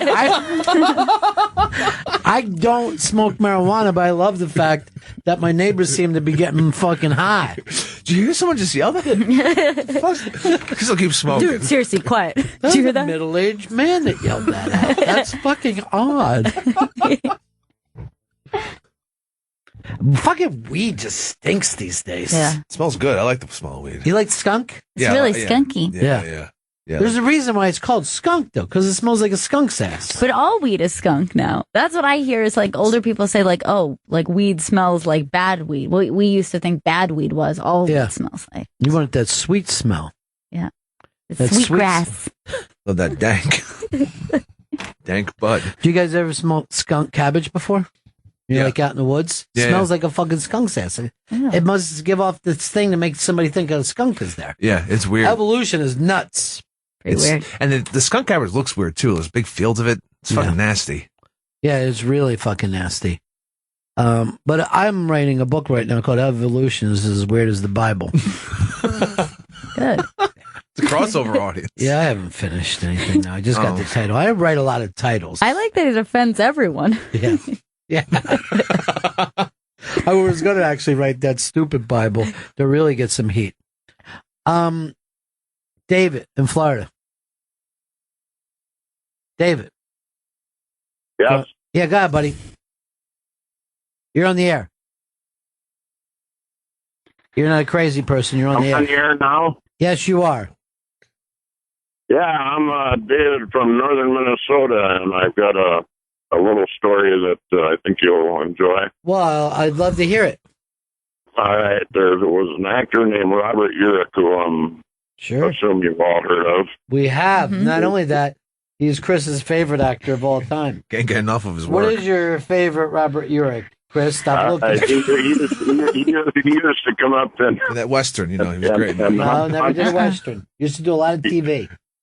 He would come up and hunt with us in northern Minnesota, and one night we were coming back, and the lights were on at the football field, and he said, "What's going on there?" And I said, "I think tonight's homecoming."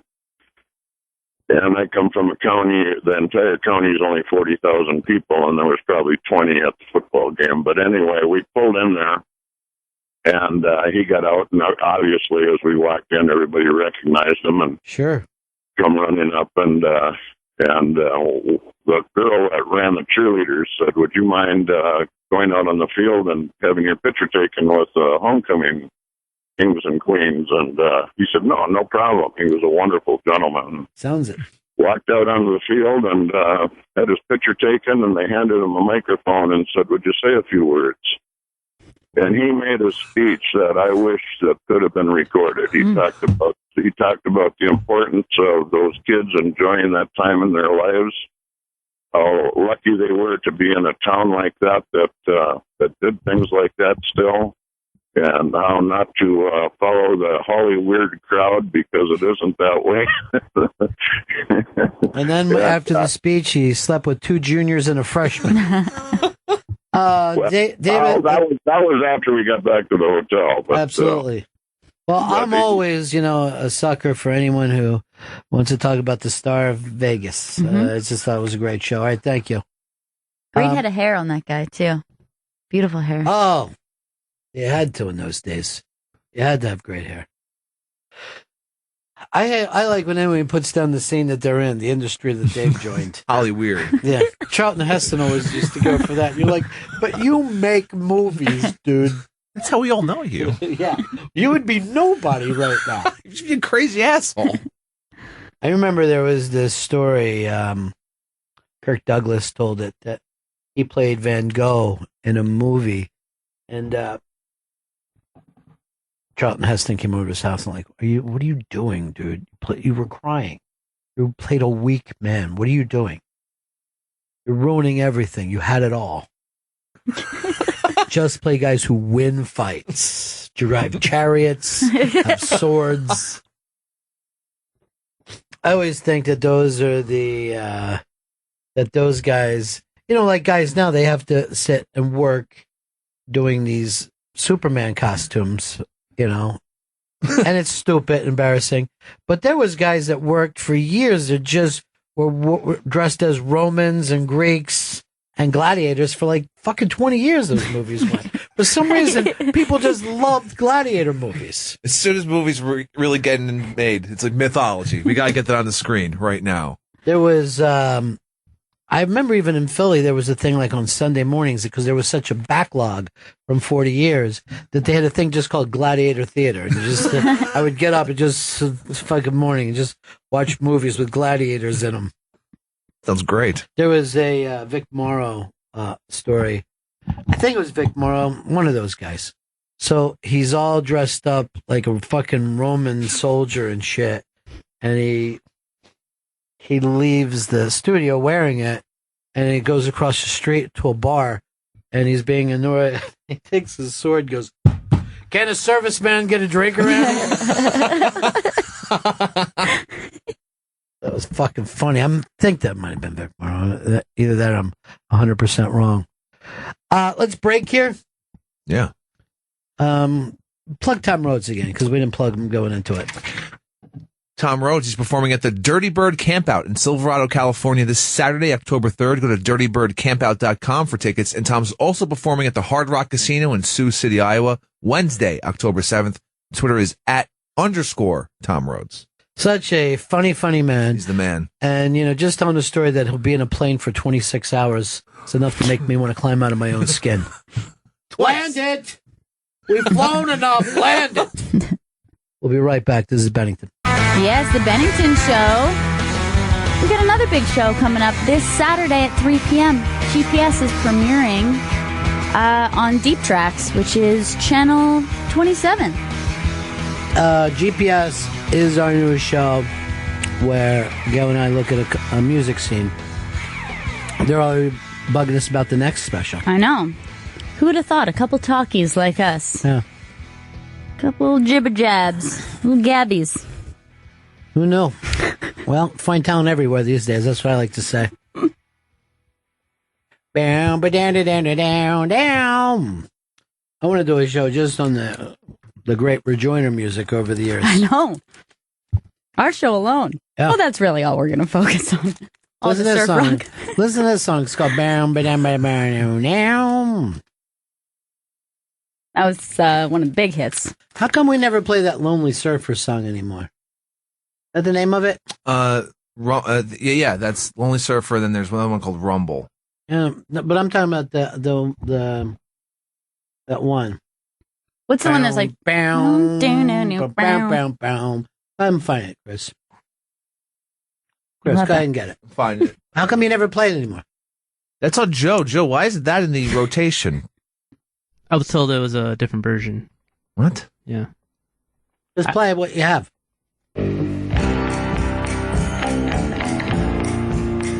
Can we play this? No, we haven't in a while. How come? I was told early on that it was that it was a different version. So I thought we had a different one. Did I tell you that? Is that what you're trying to say? It was an aside, so I just took it as, new guy on the job, not wanting to disrupt. This actually, I think, is a different version. Is it? Yeah. Because there's the one that goes down, down, down, down, down, Go to down, YouTube. down. Maybe I'm thinking of a different one. Tell you one thing, we will be playing it now. It's all or nothing with this crew.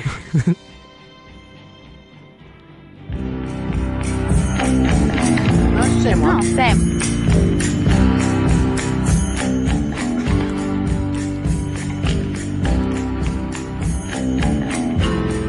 I'm thinking of the one from Village of the Giants. Yeah, where's that at? Where's That the Village of the song's Giants? so good. Let's put that on. All right, bring that up. Put up the Village of the Giants, Chris. You know, the one we're talking about. Yeah. Chris? Yeah, it's coming. It's good. Chris, get it. It's coming. It's coming. There's a Giants, and they're all living in a village together. Okay, yeah. Oh, Yeah, those are that's big- it. The one with them dancing. That's it. What's wrong with you? What's It's that? coming. It's coming. That's not the Village of Giants. They're going to talk a little bit first. Let them talk. I don't care. I think if I had a time machine, I'd go back in time and have sex with everybody in the Village of the Giants. Yeah, I know, especially young Bo Bridges. Young Bo was in that? Oh, yeah. You're going to see him in a few moments in this video. Looking good, young Bo. Jack Nietzsche was just a genius. And this movie, I don't think I've ever seen It's before. so good. It seems awesome. You seen the whole movie? Oh, yeah. It's great. It's ridiculous. What's it about? So, these teenagers somehow get a hold of, I can't remember what they get a hold of. It's like a potion or something like that. And it's like all the cool kids take this potion and then they become giants and they kind of like take over the town and bully everybody. So it's just like everyone's fear of teenagers, but they're like giant teenagers. I think running amok, having sex and then they're all scantily clad because they all like grew out of their clothes. Look at the tiny people looking at him. See, I think that the potion represents drugs. Wow, heavy. Yeah. I just thought they literally took a giant potion. There's young Bo. I think he looks exactly the same as he does now. Quite a dancer, too. Yeah. A lot of shoulder work. Yeah.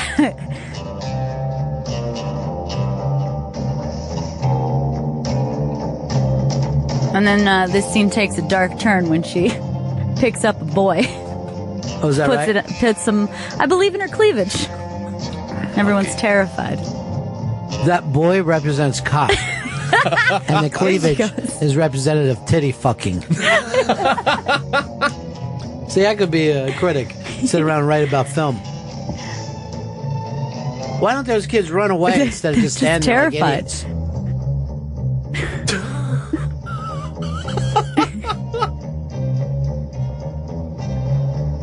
Just hanging on for dear life.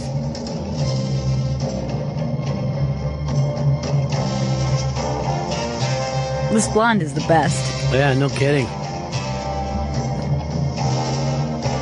She should be 100 times bigger than Julia Roberts, both in size and career. There's a new app out. I think it's called People, like a peep, and then People, and you rate human beings, non-public figures. It's like Yelp for humans. Yes, Yelping human beings. So you can be like, coworker Chris Stanley. Okay. Blows. No. Total Zero. dick. Yeah. Now, just a year after we acted like bullying is the worst thing in the world. Yeah.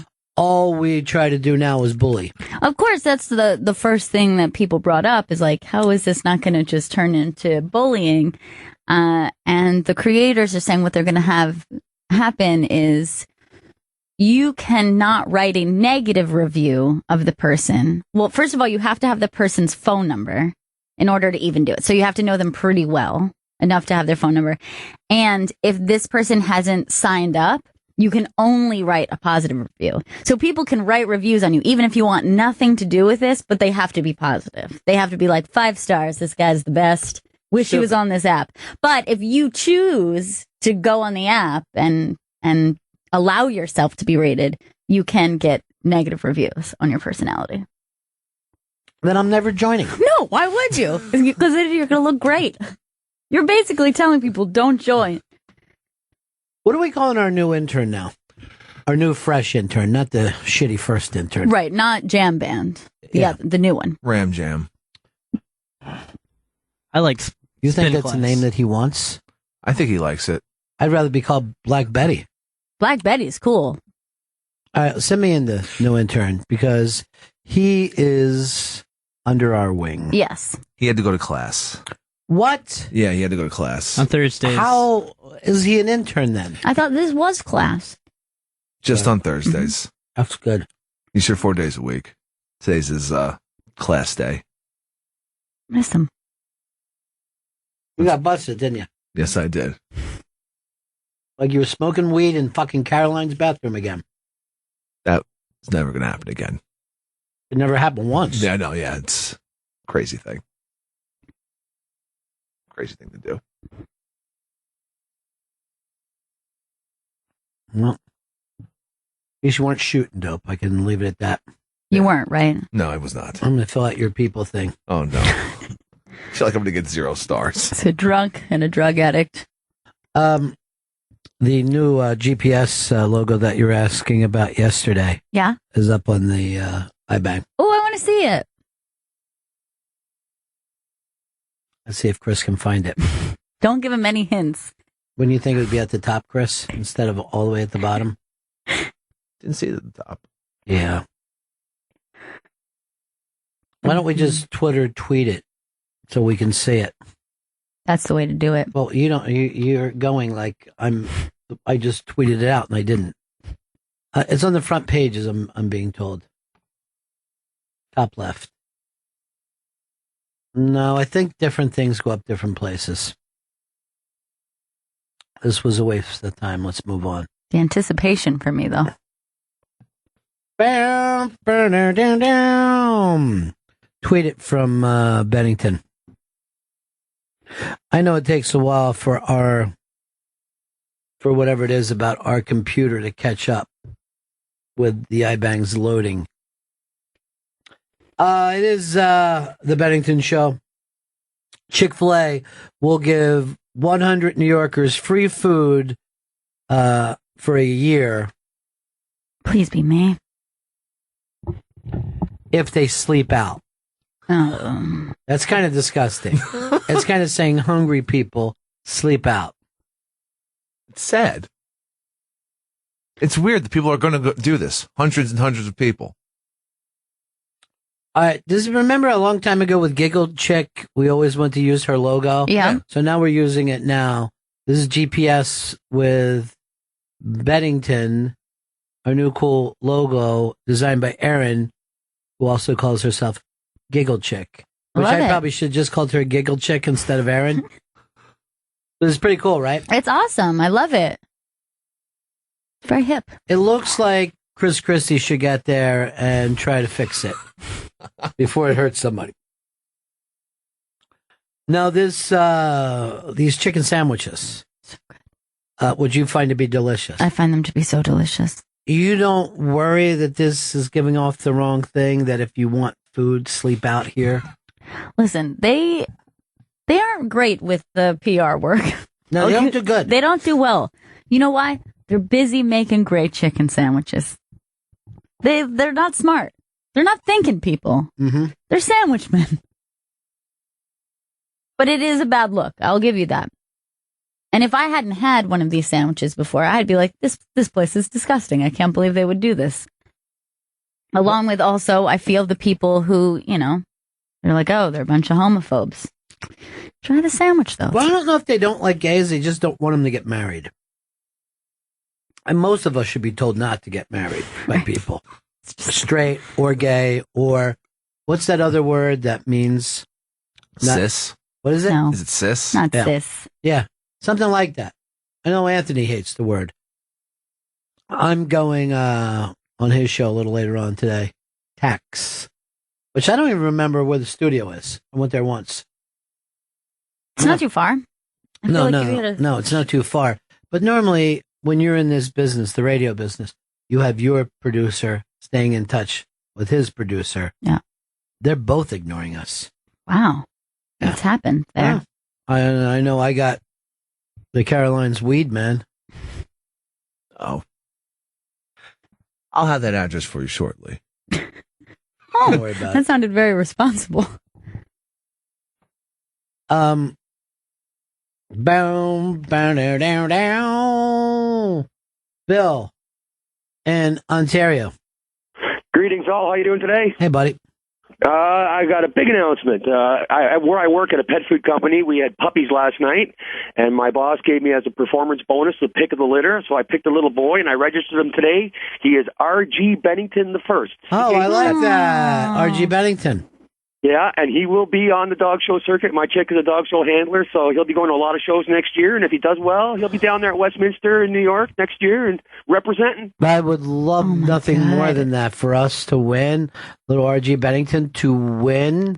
Yes, brother. Pride. What's the breed of old RG? Miniature Bull Terrier. That's us. That's so. Yeah, that's so us. Bennington. Yeah, it's so Yeah, Bull Gail, Terrier. I sent you the picture of me with my Chihuahua and getting ready for our motorcycle ride. So my Chihuahua is going to have a little buddy when Yes. he's going to come home. Cute Chihuahua. Oh my God, adorable. Yeah. So if I may, Ron, I'd like to let you know that there's a new box set out. David Bowie, 5 years, 69 to 73. I saw that. 8 discs, those 5 records, 130-page full-color book with original artwork and all sorts of groovy shit. I haven't got it in my hands yet, but I've ordered it. Yeah, I've been reading about it. Also, talk of Bowie doing another album, and there's always rumors of one last tour. Wow. Yeah. If I'd his love to health see is him. good, right? Yeah, if the health is there. I'll tell you, I saw him when he toured, I guess it was about 10 years ago. He was healthier than he was back at his prime, but then he had the heart attack after. Right. Did you see when Nine Inch Nails opened for him? And then he came out and did the last 2 Nine Inch Nails songs with them, and then they stayed and did the first 2 Bowie songs with him. It was pretty cool, right? That was excellent. Except all the bells and whistles went away when Nine Inch Nails did. Yeah. All the computer gear and all the lights and all the toys were all theirs. Yeah, it all belonged to them. But that was like an interesting period when those guys hooked up together. Some people hated it, and some people liked it. I But thought it was a cool matchup for sure. I always like it when people just go through that thing of we're trying something different, you know? It's like I told Chris, I go, I want you to get a little something different from your character. Yeah. I want you to start snorting crystal meth in the bathrooms. No, that's a bad idea. Why? Because Jay didn't have it? No, because it's a bad idea in general. Just overall, bad decision making. Sounds like somebody's a pussy. Louis C.K. is going to be appearing on Portlandia this year. And this is exciting news. Ricky Gervais has locked his movie now. If you're familiar with that, that's when there will be no more edits. Yeah. And little Jimmy will be in his film. Jim Norton. That's awesome. Our own, yeah. That's fantastic. So this will be so exciting for us all. And I'm hoping the break that Jim Norton deserves. He's been waiting for it. We've all been waiting for it. We've all been waiting for this day to happen. Bow, down, down, down, down. Joe, never let somebody say something to you and then stop it forever. Just always bring it up later. Okay. There's a thing in this, I know we had one box go south with the guys, so they never did another. And I know you guys don't talk in between. Yeah. But it's crazy not to have the writers of the show write just because one didn't work out that way. Okay. There's a meeting a weed meeting in the bathroom coming up very shortly. I can't attend. Oh, that's right. It's all about Radio 1. I'll try to take notes and let you know how it's going. I believe we're a go. In just a moment, they're coming. Yeah, in just a moment. Who's they? Radio 1? Oh no, that is not a go. That is not a go. I got you weren't paying attention. My cock blocked on that one. Ouch. Completely. Ouch. That's not good. No, it's terrible. It's a terrible, terrible feeling when I was very close to something. When I thought I was. You really thought your cock was so close. Yeah. Oh. Yeah. But then it was punched and kind of ripped off and thrown back into my face. Your cock? Yeah, my cock. It was gay. It felt gay. It felt gay when it happened. All right, where are our guests? Coming down the hallway. Explain to everybody who they are. Mr. Anthony DeVito and Mr. Greg Stone, comedians. Greg Stone and Anthony DeVito, they co-host the podcast, The Rad Dudecast, which is available on iTunes, and they'll be roast battling each other this Saturday, October 3rd at New York Comedy Club at 11 p.m. Anthony DeVito was the winner of Caroline's March Madness contest. Yeah, he's a very, very funny man. Yes, he is. And Greg Stone is his roommate and comedian. But he's also comedian and roommate. So what song are you bringing him into? Ram Jam? Like Betty? Boys are back in town? Stupid. Is that what you're going to bring him into, really? That's what I had for him. Yeah, because they're boys? Because they're boys. And they're in town. Boo, boo, doo, doo, doo. Well, it's a great tune. Yeah. I mean, it's no Black Betty. Just who got back today, that song that's played every day on the radio. But the boys want to fight, you better let them. Let's stop fucking ordering us around. Hey, none of you guys watch Public Morals, right? Mm-mm. Could kill everybody. I need to get fucking Public Morals friends. If anybody watches the show and you want to be my friend, please either email me at thebenningtonshow@gmail.com. And those, by the way, those things are just running around the clock, those promos. Or call us at our old phone number. Because I need people to talk to about this show. It's so great. It's so New York. All right, go play your new big theme song. Greg Stone and Anthony DeVito are in studio. Greg Stone and Anthony co-host the podcast, The Rad Dudecast, which is available on iTunes. And Greg and Anthony will be roast battling each other this Saturday, October 3rd at New York Comedy Club at 11 p.m. There's going to be a roast battle. Now, do you guys enjoy doing roast battles? Or No. it's just a way to get paid? Yeah. It's the worst, stupidest thing ever. We're best friends. I don't hurt anybody's feelings. I feel that way. First of all, I'm not even crazy about the roast like Comedy Central goes on when people come on and say that. But the roast battle, it's two going at each other. And I understand the audience loves it, though. Yeah, I mean, the one I saw, I did not enjoy. I'm really not going to promote this thing that we're doing that I hate. We're here to see you, Ron. I don't know about this thing, but this is exciting for us. But really, just if you're at the New York Comedy Club, just walk out.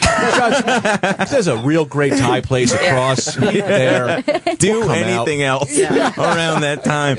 Yeah, it's also weird too because it's like nobody knows who we are. You know what I mean? Right. So you just have audience members who are just like, what do I care? Like, you know what I mean? We're like, this guy, he can't keep a steady girlfriend. And they're like, well, I don't know this guy, so I don't even know what that means. It's Anthony DeVito. He wakes up every day at the crack of lunch. You don't understand. He's a lazy, son of a bitch. And then there's actually like a couple rounds, and then finally you just yell out, "Well, your cousin died." At a certain point, like, I think we can all agree that there's places that there is a line that's crossed. Well, that's how you get the audience on your side. That's for sure. Yeah.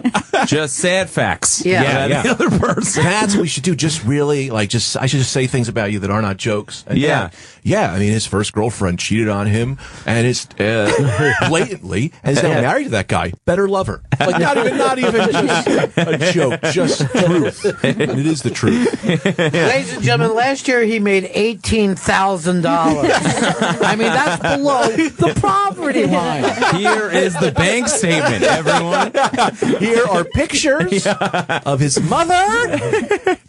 But it is a very strange that, well, the fact that the comedy roast itself is so big, and then you find out like that people really do get their feelings hurt. Like when Chevy Chase did that thing, it took him like 3 or 4 years before he could stand up again.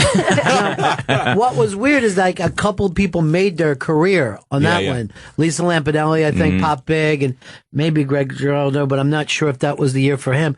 So after that, other comics thought, "Oh fuck, this is a way for me to be known." So it just got even more and more vicious. That's the thing too. Is I'm not a mean person. Right. I don't write mean jokes. Yeah. I try to be nice to people. Like I don't want to do this. I'm a storyteller for the most part. Not a storyteller, but my jokes aren't like, it's just like, here's a longer thing I'm going to present you. This is the worst thing for me ever. I don't want to do it. But they're like, hey, you want to work our club? Like, you got to do these things. It's like, well, I'm just beat down your friend. I'm the most sensitive person you will ever meet. The first joke, I'm probably going to be upset. And I don't know how I'm going to recover.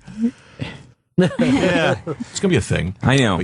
But But, even like Joan Rivers was a very sensitive person. Lisa Lampanelli is incredibly sensitive. So, like, even though people are like, hey, if you dish it out, you should be able to take it. I'm like, well, how would that even be the same thing? That's like if you shoot a gun, you should feel okay about being shot. It's just not true. Jeb Bush had that great line. It's up in the iBank today, where he said he's not offended by the Redskins name. And I'm like, of course not. You're not a Cherokee. There's no reason for this to offend you. This may come as a surprise. It doesn't hurt my feelings. I don't know why. This doesn't. I'm not Polish, so I've never said to someone you've crossed the line when they were telling a Polish joke. Never bothered me. But that is the funniest thing is like even people who feel like they're edgy definitely don't want to hear shit about themselves. Yeah, and I don't know, man. Him and I are just gonna have a good time. Like they were like, you want to do? It's like I'll only do it with Anthony because I know we're not gonna take it serious, right? And we're just gonna get drunk and scream. I think I might try to attack him, like I might slap you around a little bit, like it's a good jab. Is that how this works? Thing, I've been making fun of your dead dad for years. Yeah, a bit we that's do. like a fun thing. Do that. It's like his dad's dead. Then you go, whoa, and it's like that's cool. You don't understand. He didn't know him. That's gonna be the thing because the audience is gonna be like, this is too far, and we're gonna be having a great time. Yeah, I know. I'd be high out of my head, probably. Yeah, it's gonna be fun. Talk about who knows? But Stanley, you don't have either parent, right? Nope. I love the roast battle you done. Oh, yeah. That's a really good thing. In my eyes, you just did it. I just got roasted. Here's the weirdest thing about him, though. Not only does he not have either parent, he doesn't have any grandparents or aunts and uncles or cousins. Nope. I've never met another human being who was truly alone on the planet Earth. Yeah. Small families from just no brothers, no sisters, nothing. You got to be like an undercover cop. That's because no one can get you. No one can hold it against you. CIA, something like that. You're Kaiser Sose now. Nobody can get back even with you. Nope, they can't touch me. It's great. Do you have any friends? Don't make friends. I wouldn't make friends if I was you. Yeah. He can't make friends. He tries. The only thing is the hoodie kind of, makes me want to hang out with him more. But I've never met another human being ever. I do not have a living relative. That's crazy. Yeah, I don't know anyone. The Stanley name dies with me. It's going to be great. No, other people have it probably. Stanley Tools. Yeah. There's a ton of Stanleys out there. Stanley Steamer. Morgan Stanley in the building. Stanley Clark. It's fine. The name is fine without you. What would like Thanksgiving, like holidays? What happens then? Smokes. Yes, chain smoke. Brown liquor. Yeah. Thanksgiving, you mean we like to call Wednesday? He's always surprised when someone tells him it's a holiday. He's like, you know we have off Thursday? Bullshit. Why would there be that? Why is this happening? We should be at work. It is weird that most of us think, like, I did a holiday for myself ever. Not one, but I feel like I have to go home for Thanksgiving and check in at Christmas. I don't know how I would feel if I wasn't connected to the holidays at all. Yeah. I wouldn't, it might be great. What are you doing? Do you want to come over? I swear to God, Thanksgiving, you come over. You think? Yeah, why not? Come we over. hang out? Bring Anthony. We'll have a good time. Great. Yeah, I'm there. George. I'm there. I just got adopted. Yeah. I got a family and stuff. I'm sure I'll be there. Over. There's got to be some kind of sad, pathetic club that can get together and be there. Yeah, some kind of meetup group. Yeah. NoFamily.com. Everyone's just sad together. Like me at that fucking New Year's Eve AA meeting. This is a lot better, isn't it, everybody? This time last year, I was all fucked up and dancing and enjoying myself. Sometimes I'll go, was there anything bad about it? I'll actually say that in the meeting. Am I crazy because I don't remember anything bad? I just remember the fun times. I think a lot of the people who even got mad at me for that behavior were wrong. That's where I'm at in my recovery. I listen to other people rather than myself. I mean, what have they ever done with their lives? Nothing. There's no reason. But you guys being comics in New York City, this was already the dream, I guess, from when you were kids, right? Yeah. Just to be a working comic in New York? Yeah. I mean, I wanted to be a comic. When I was little, my mom told me some stupid story. She was like, when you were little, she was like, you said you wanted to be a communist. And I was like, what? And she was like, I didn't understand what the hell you were talking about. And then I was like watching, she was watching Gilbert Godfrey or something. And she was like, oh, you mean comedian? And I was like, oh, yeah, communist. She was I want to be a communist. Yeah, no idea. The dream for me is $10,000 more. That's it. Just a nice $20,000 a year. I'm happy. That's all I need. If you make another 10 grand, you meet your goal. Yeah. Also just gives me 10 grand. Yeah. Either one. I'm done. I'll check out for life. Just do a bunch of them. The thing about you, Greg, is you've got the perfect radio voice. Your voice I didn't know. is a radio voice. Have you done radio before? I got a podcast. Yeah, that's not radio. I gotta be honest. Everyone who listens to this show has a fucking podcast. We just did it an hour ago in our apartment. You tell that to our 7 listeners, okay? Yeah. They'll beg to differ. Seriously, if you got 7 listeners, you're one of the biggest. We like to consider ourselves. Yeah. You can get an award. No, I wanted to do radio. Everyone would always say that. They're like, you got a radio voice. You got a radio voice. And it's like, oh, that'd be cool, but I don't know. I don't know how to do that, you know? Yeah, well, you have to go there. You have to leave the apartment on the fly. That's the first step. Yeah. But a lot of people work for years and don't have your natural voice. Really? Yeah. This is a real day for me. What a day for you, Yeah. man, What you a know? great day. Not only that, you also have the clothes for radio. So it's perfect. Yeah.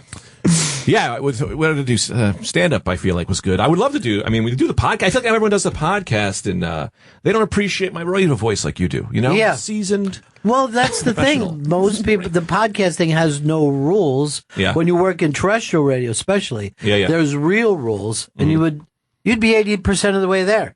And you could, in big markets, make big money. Or go to a small market and make small money. It's up to you. Yeah. Either way, man. Live your life. Getting close to that 10 grand. Yeah. Who do I tell? I got to tell somebody. Tell Ron. Ron. You have an agent, right? I got Anthony. Talk to Anthony. I am not an agent. We have You are mistaken. We always kind of do that for each other, though. He's my manager. He's my agent. We have a real manager, but we don't tell them anything.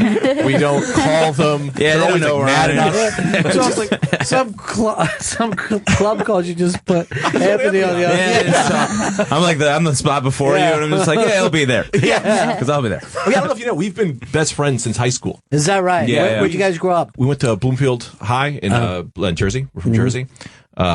I started doing stand up, and then he was like, I'm going to be an architect. But I was like, you don't want to be an architect. You want to do comedy. Yeah. And then you wouldn't do comedy, and then we would just do crazy things and not film them.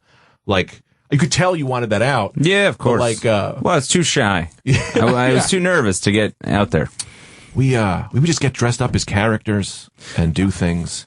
Yeah, we pretended we worked at the mall. Pretended we worked at the mall. Yeah. That was the thing. No camera. Yeah. For no one's benefit other than our own. This was, before YouTube. There's no outlet. You know what I mean? So we're just doing this. Just him and I, shirt and tie, walking to a Macy's. He jumps behind the register and goes, I'll take the next guy. And then he's just slamming on things. And I was rearranging things. We're laughing. Because there are people that are actually working there. We're telling people to go on break. Yeah. Like, don't worry, I got you for the next 15. And they would go. I would. Yeah. If someone come in here now and told me I was on break, I'd grab my coat. I would not hang around. They were so excited. They probably walked away like, man, the new guys are really cool. They're just picking up shifts left and right. They're amazing. Yeah, legitimately tried to work. I mean, we reorganized one of the comforter walls. We took the comforters down, put them back up, and they were, what are you doing? And then the cops came, and it was really weird. This was great, too, because like we had our friend Darren to film it, and then we'd just film it so we would watch it at home. Right. Like just us. But like he tried to disguise the video camera, so he just wrapped like a windbreaker around his arm. He looked like a cyborg or something walking around with this thing. Man, it was so funny. Man, he had the coat covering the lens. Yeah. So nothing was really filmed. There's no audio. Yeah, that was so ridiculous. We were doing that. Greg had dressed up like a character. He used to work at TGI Fridays, and he worked as a character. Yeah, I was just another person at a job for 6 months. I used to work at the Fridays, and they were like, I quit because I was just moving on or doing whatever. And then I came back, and I was telling the store managers, I was like, me and Anthony, I've been dressing up this character, Gus Dakota. I go do karaoke. He's great. Gus, he's awesome. He's a karaoke legend. He's like, oh, that's hilarious. And I was like, hey, man, can I pick up some shifts? I think I need some money. And he's like, sure. Show up the first day in a blazer, like a jacket with a Friday shirt over it, a ascot, sunglasses, fake mustache. Sorry, let me just turn that. That's off. okay. I'm distracted my own. Might be your manager. I show up. I had I drew a bear on my shirt, fake sunglasses and a fake mustache. And my manager walks up and he goes, "So I got Gus Dakota, huh?" I went, "You triple fucking A, right, my friend?" And I worked. He changed my name in the system. Yeah. And I just worked at a Fridays as this guy. And people would ask things. They were like, "Is that mustache fake?" And I'd be like, can you curse on this? Yeah. You can curse. Right, okay. I was like, "Those titties fake?" And then she was like, And it was like a whole thing. I would recommend the Reuben. We didn't have a Reuben. That's always my favorite. Yeah. Try the Reuben. It's not on the menu. It'll kill you, brother. And they'd be like, "What are you talking about? Like, there's no Reuben." I don't know. I don't even work here. It was nuts. But the freedom of that is what could literally be taught to people. Because when I was younger, we would go for jobs that we couldn't get and then fucking roll on the ground. Yeah, it's the best. We took a half a sixer in, just came walking in with a half a sixer. Sat down at the table. And another time is while I was talking and I was like saying I don't have much education, I took my shoe off and just started to pound some sand out of it. And then I went like this. I haven't even been to the beach in like a month. Weird. And like when you know you can't, that like you don't want a job. It's the best. After that, when you show up at job interviews, they're easy. Yeah. You don't care. Yeah. They should just tell kids, lie about things, lie. See that it's not a big deal. Yeah, just have a good time. Yeah. Just have a good time. But really, the weird thing about you playing a character at work is it probably was better than if you went to Fridays and worked as yourself. Yeah, it was. It was so much. I got better tips than I ever got in my life. I was killing it. I was only taking one table. They'd be like, "You need to take more tables." It's like, Dakota don't take tables, baby. Dakota does one table a day, and I just did that. And I had a fake cigarette, and people were like, "Can you smoke in here?" I was like, "Do what you want, baby." And they didn't care. And I made a ton of money just as a joke. I didn't even need the money at the time. I was working at Sears during the day. Also, people knew me who worked there and didn't know it was me. Like, I had a friend, Darren, who was like, I came in just as Greg, and they're like, "We got this crazy bastard here. He wears a fake mustache. His name is Gus." And I was like, "Tell me more about Gus." And it was just doing this thing. My friend, Anthony would dress up as Gus's sidekick, Suntune. Who was an Indian fella. He was like an androgynous Indian guy. Okay, that's interesting. Yeah. So the storyline was that Gus had saved Sun Tun's life in Bali. In Bali. They fought in Bali, which was like a war that never happened. People don't know about. Yeah, so we would tell everybody and we would go do karaoke. So Gus would sing, and then I'd put a jacket over him. I would introduce him. You'd always, I had my own introduction every time. So we'd come be, in. I mean, they were in like bars in like North Jersey. You know what I mean? So it's just like whoever's doing whatever, and then I would come on as this like squirrely, weird Indian guy with like a faint voice, and I would just be like, "Ladies and gentlemen, you guys are welcome tonight. We have a real treat for you." And people would be like, "What the fuck is this?" And I'd be like, "It's Gus Dakota, everyone." And then he'd come on as this like bombastic, like war veteran, sing Neil Diamond, and then I would cover him in a jacket, and people would be like, "What the what was that?" Like, I was so fun. We thought it was fun. The funniest thing I've ever seen in my life, I don't know if I can explain it. When we went to a strip club as these two guys once, and this woman takes her legs, puts them on Anthony's leg. I mean, her choochie right in his face. And Anthony would do this thing that anytime a girl would walk by, he'd have Axe body spray, and she'd go, "Hello," and just spray. I cover myself in it. And you just Axe body spray. How did you do it? Hello. And we just do that. So now this woman puts her legs on your legs, and I just see his face. And you just see like her choochie, and then you just see the hand raise up, and he sprays it directly into his eyes and open mouth. For what reason? Just to make me laugh. Yeah, I don't know. There were no cameras around. This was all just trying to make each other laugh. No reason to be doing this. Yeah, and I, you know what's funny? It's like that's the annoying thing about comedy now is I think that we get so into stand-up that we forgot about when we used to just do these crazy things for ourselves. Right. Just to be fun. Oh, that's probably some of the funniest things we've ever done in our lives. But it's like, oh no, I got to do this Black Lives Matter joke. It's like, shit, it's so stupid. It's like, it is dumb, why don't we just, the fun things? We got to get back into the fun mix. I always think it takes people years to be the guy that they were on the street corner. The guy that they already were. Because immediately being on stage, you're like, what else is in the news?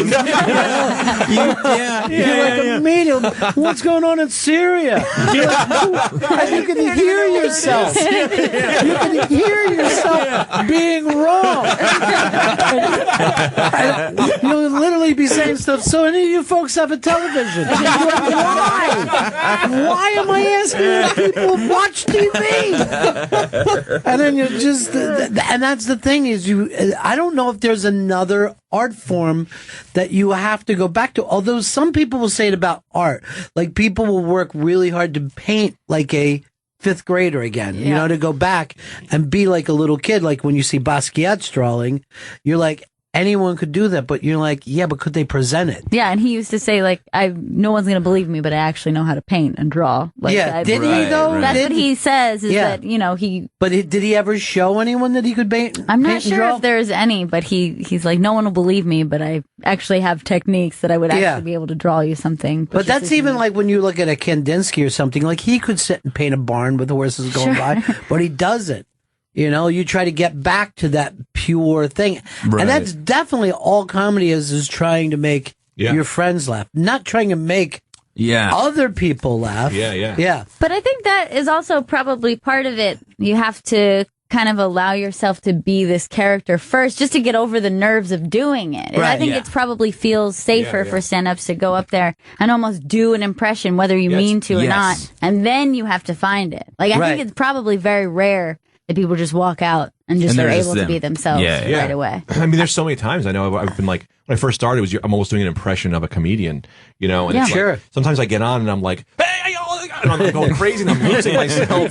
And then people are like, oh, that's funny. And then I'm like, oh my God, but I wasn't doing stand up. They're like, no, but that was you just being you, like using your mind. It's like, it's like, I get scared and it's like, oh no, just stop it. Like, that's you. Stop freaking out about, set up punch. Right. And it's like, that's just, it's, and even when it comes down to like your friends, you didn't think of what to do to make them laugh before they got here. You know what I mean? Right. But you knew you were going to be funny and it was going to be a fun night. You know what can I say tonight? These are the points I got to hit. Yeah. It's great. My first stand-up was at some bringer show, and I know a lot of people do bad when they first start, but I like murdered.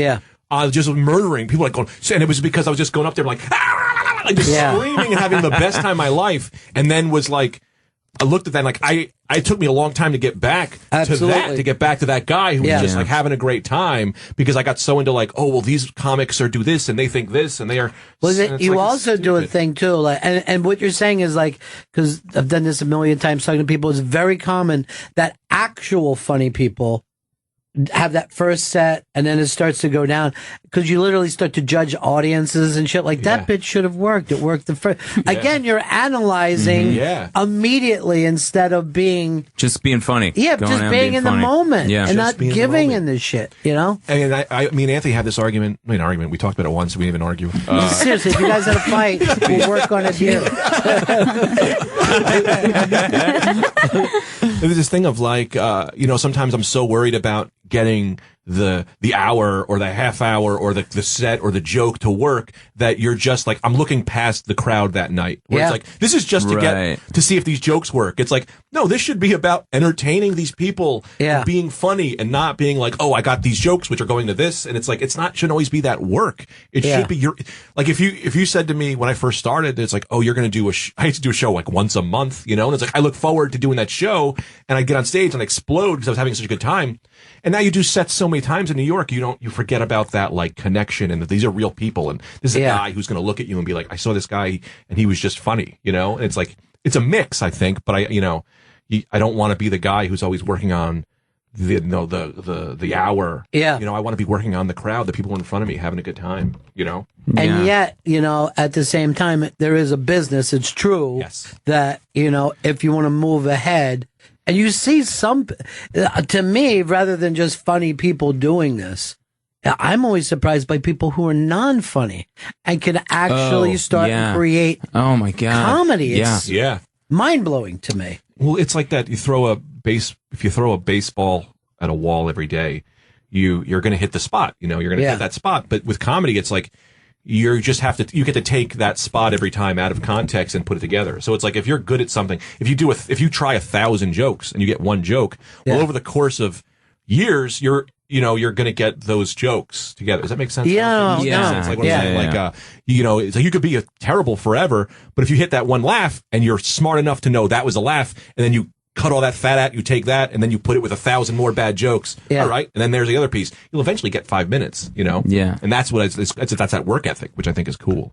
It is cool, but there's also because when I was younger, the whole comedy nerd thing didn't even exist. Right. Now you see people that instead of hanging out with their friends, that they listened to every comedy album ever and analyzed it and tried to find structure as if it were musical notes. You know what I mean? Yeah. So they know how to find a rhythm. And once somebody finds a rhythm that's uniquely theirs, they can start and put jokes together. But then when I'm with them in the commercial break and they just have nothing fun to say, you're like, this is fucking so... sometimes I just think, I wish your audience could see you now. You know what I mean? Like, it almost as if somebody would just took their head off.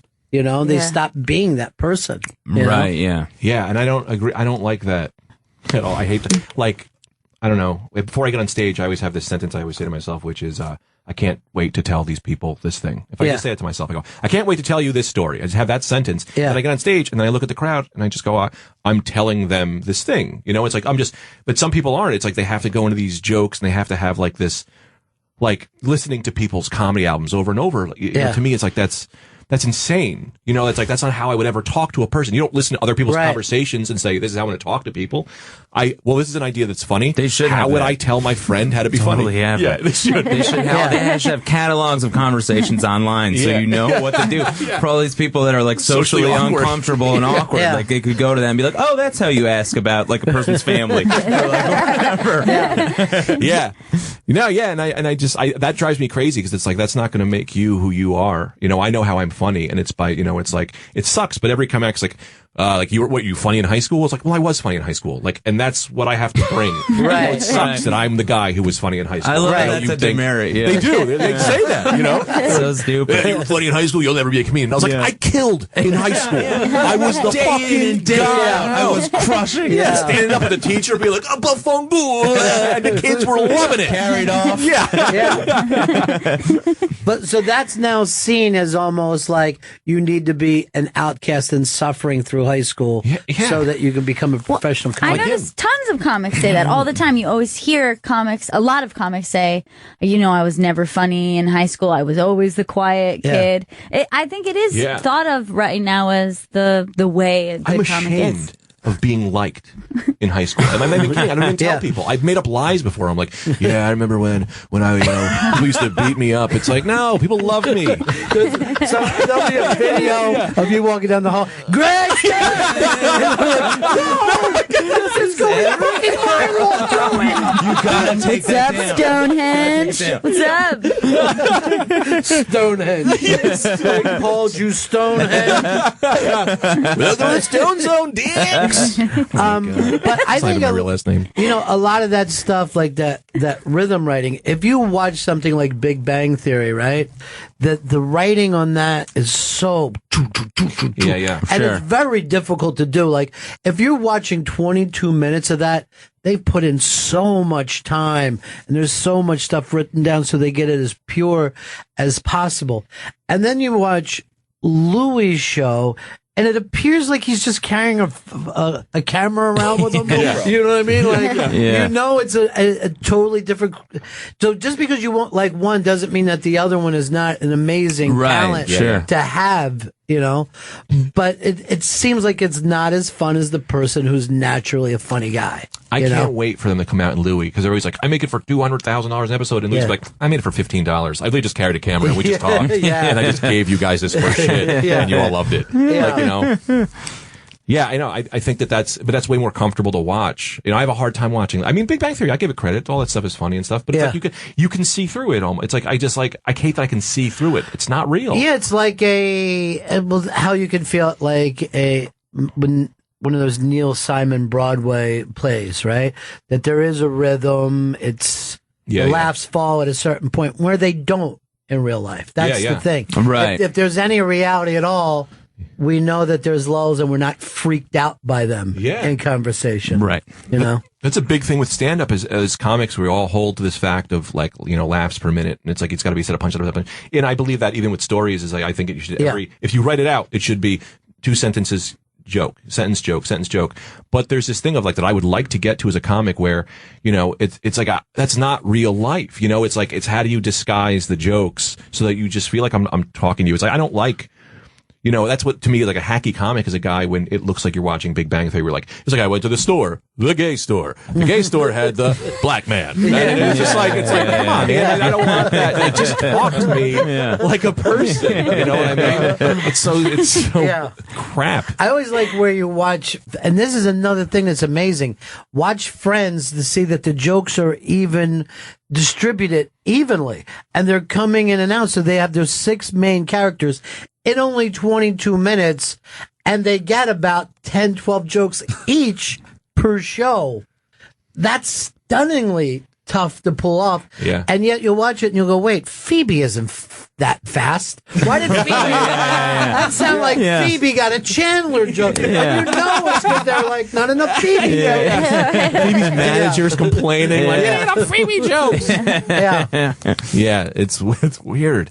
Well, that's what I mean. And this stupid thing is, this is a different topic, but about comic book movies, everyone's like, oh, they're not real. But it's like, with Avengers 2, people were complaining about it with Hawkeye. And I was like, Hawkeye in the comic, if he doesn't get, a lot of lines, he doesn't complain. He's a cartoon. But if Jerry Renner doesn't have a story or isn't building, his manager's going to be like, why are we even doing these movies? And it's like this, I think it's the same thing with TV shows. It's like, they got to have their amount of jokes. They got to have their amount of backstory. And that is very funny that someone's going to say in a comic book movie that couldn't happen. No matter what. Fake. Like with Superman and the magic is when people got furious.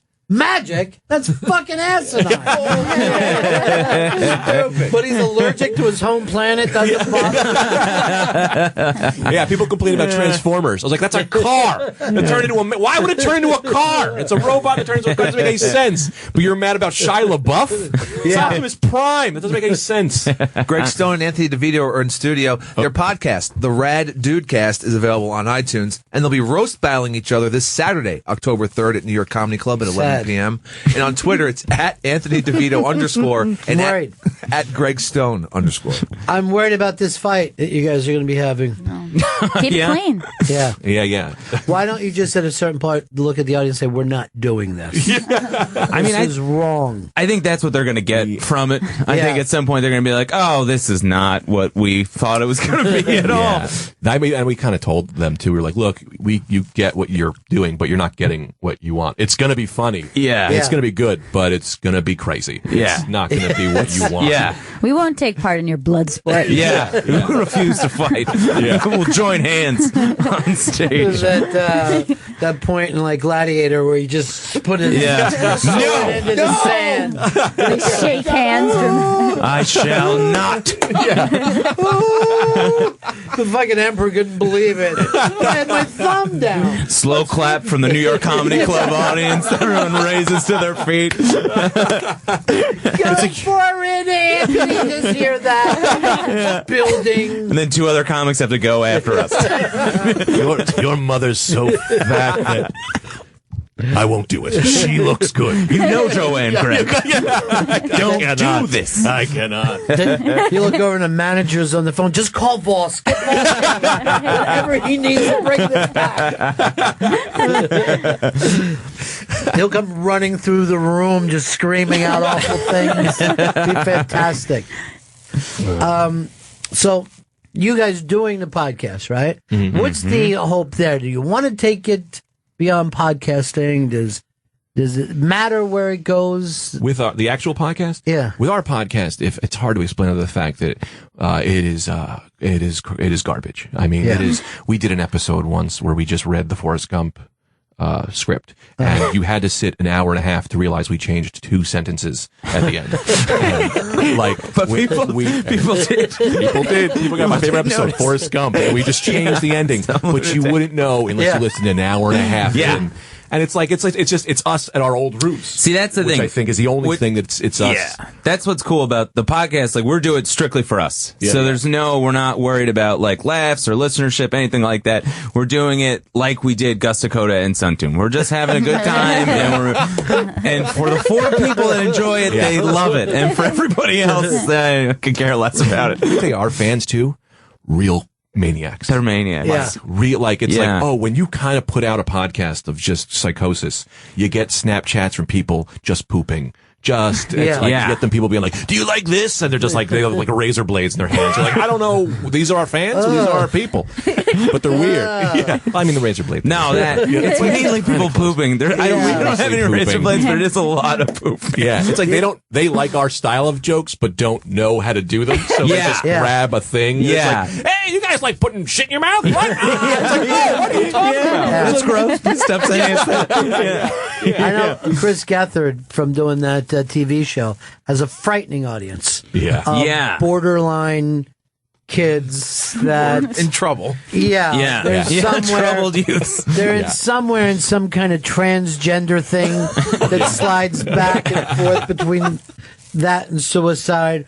But I think it's really, really funny that he brings them in and they become part of the show and shit. Yeah. He grew up like 2 miles from us, which is like a thing of like, I think that's just how we like. I think that our area, we are all kind of like we like. That's like, we love the freaks. Bring the freaks in. Right, they be our friends. It's the thing. I always have this theory about North Jersey and Long Island having like the most famous stand-up comics because it's easy enough to get into the city, but you're not living in the city where you have the city attitude. You get the suburbs, right? Yeah. You get the weirdness of the suburbs, and then you get the fact that, you can be at 30 Rock for that meeting. You know what I mean?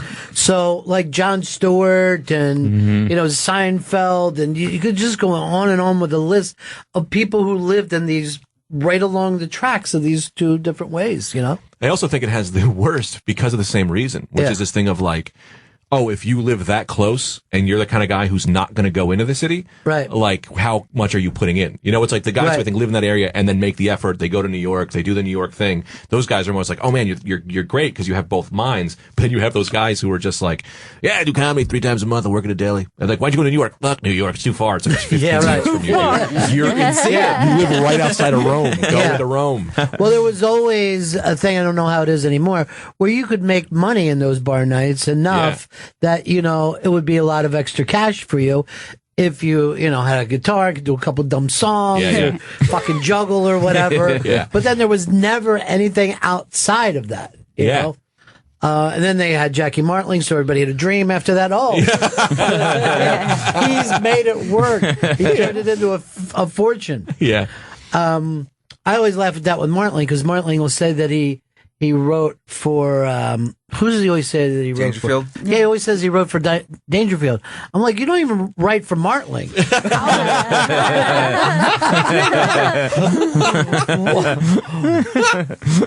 He keeps sending me chapters of his book, though. It's fucking hilarious. It's really the early days. Like, he doesn't even have a cent, but every time he has a chapter, he'll just send it out. And that early first scenes of the first guys who realized that you could make money being comics, and that Coke wasn't bad for you. At the same time, Coke isn't bad, and we're making a lot of money just running around clubs. Yeah. Wait, Coke isn't bad for you? Okay. And I don't think it's completely bad for you. I keep looking at Mr. Robot over here in this fucking thing. What's wrong? There's no way that you guys would know this, but he's never worn a hoodie in his life. And now I just see Mr. Robot. It was cold out. I had to buy a hoodie. $15. Thank you. You keep this room colder than it. Gail freezes in here in August. It's very uncomfortable. But because it's the same temperature outside, Yeah. you run out and get a coat? Yeah. It was just too shitty outside for me. Yeah. Man, it's crazy to me that you got your son. My dad is a comic. Is that right? But he wasn't like, he kind of was he did stand up a little bit, but he really didn't go as far as he wanted to, and I didn't really know. And it's like, my dream would be to do a show with my dad. Like, it'd be so much fun. He's kind of a maniac. That is, I think, like a father and son thing, people go, oh, I get it why they're doing it. But with us, everyone just goes, what? Yeah, for some reason. Really? Aren't you afraid now to say fuck? Isn't that going to be a bad thing? Yeah. Weird for me since I'd never heard it before during the show. I was People like to say, excuse me, I didn't realize your daughter was here. I'm still glistening with amniotic fluid. Newborn baby. And you guys know our guy Dan, right? Dan Perlman. I love Dan. Oh, yeah, man. Pearls. Looks like he's becoming one of the biggest producers in the history of this business. Every time I turn around, he's getting something fantastic handed to him. I don't get it, though. No, I don't either. Hang on, Coleman, I gotta put the headphones on, Dan. You just got a 3-picture deal. three pictures, 3 photographs. You can find on my Instagram. Now, he is a hard worker, by the way. Yeah, Dan you don't know him. He is. He's constantly saying he's got stuff going. How is his stand-up, though? Oh, his stand-up is great, man. Yeah. He's one of the guys when I first met him, I was just like, he was new. So you can see a little bit of grim. I was like, oh, but he's funny.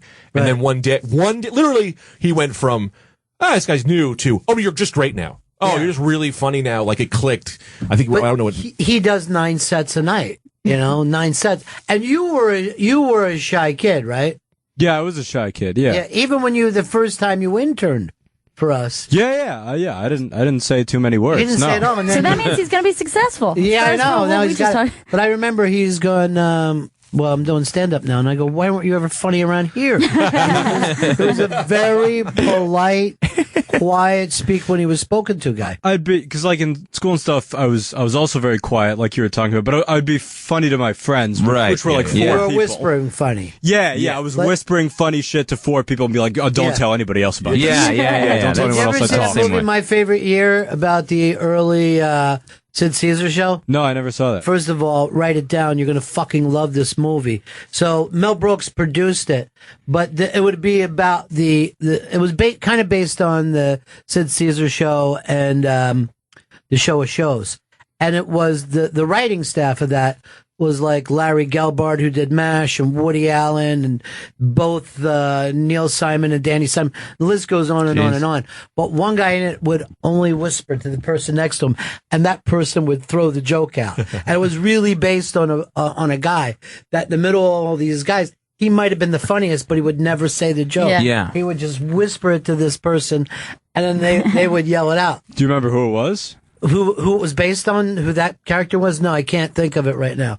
But it was really, the whole movie is Sid Caesar when Earl Flynn came to do live TV, and he was at the end of his career, and he was a drunk.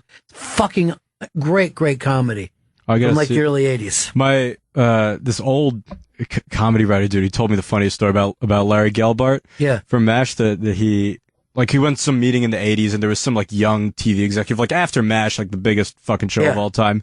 And this like 20 something executive was just like, he kept him waiting a half hour and then he's sitting in the meeting with him. He's like, all right, so Larry Gelbart, like, I don't know, what have you done? And Larry Gelbart just like looked at him and just like, why don't you go first?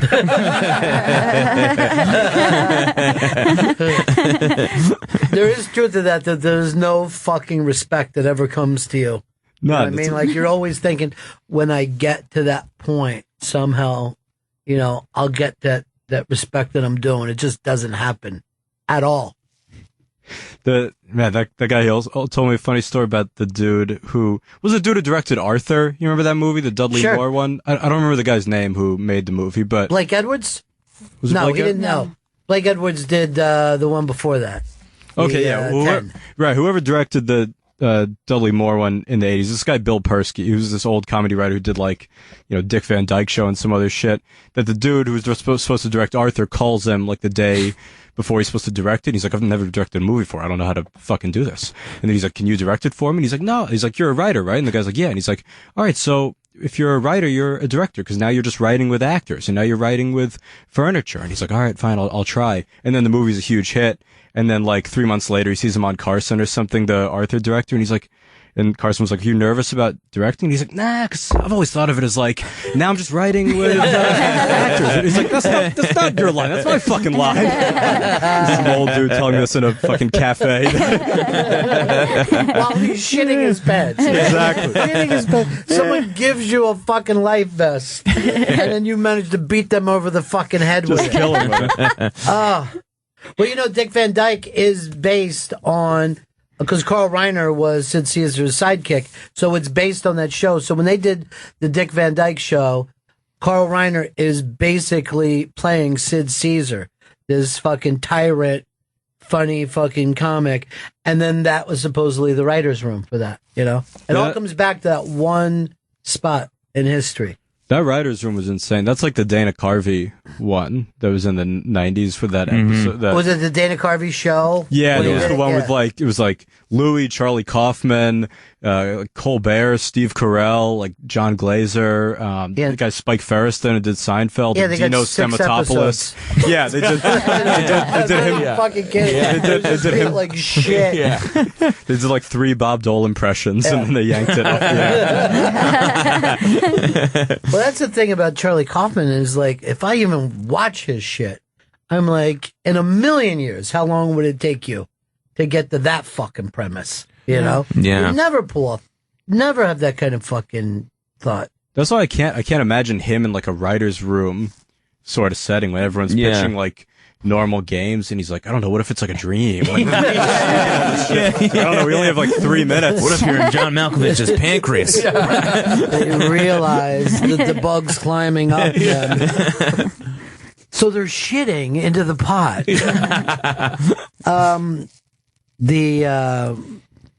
You guys, by the way, it's a blast to have you in here today. Chris, do the plugs still, you know, because they're not here just for fun. They got a very big gig. We kind of are. We really are. They kept asking for our plugs. I was like, Totally tell them I'm an are. electrician and I'm plugging plugs. Yeah, That's plug what that I'm we're gonna here. do. Yeah, That'd be fine.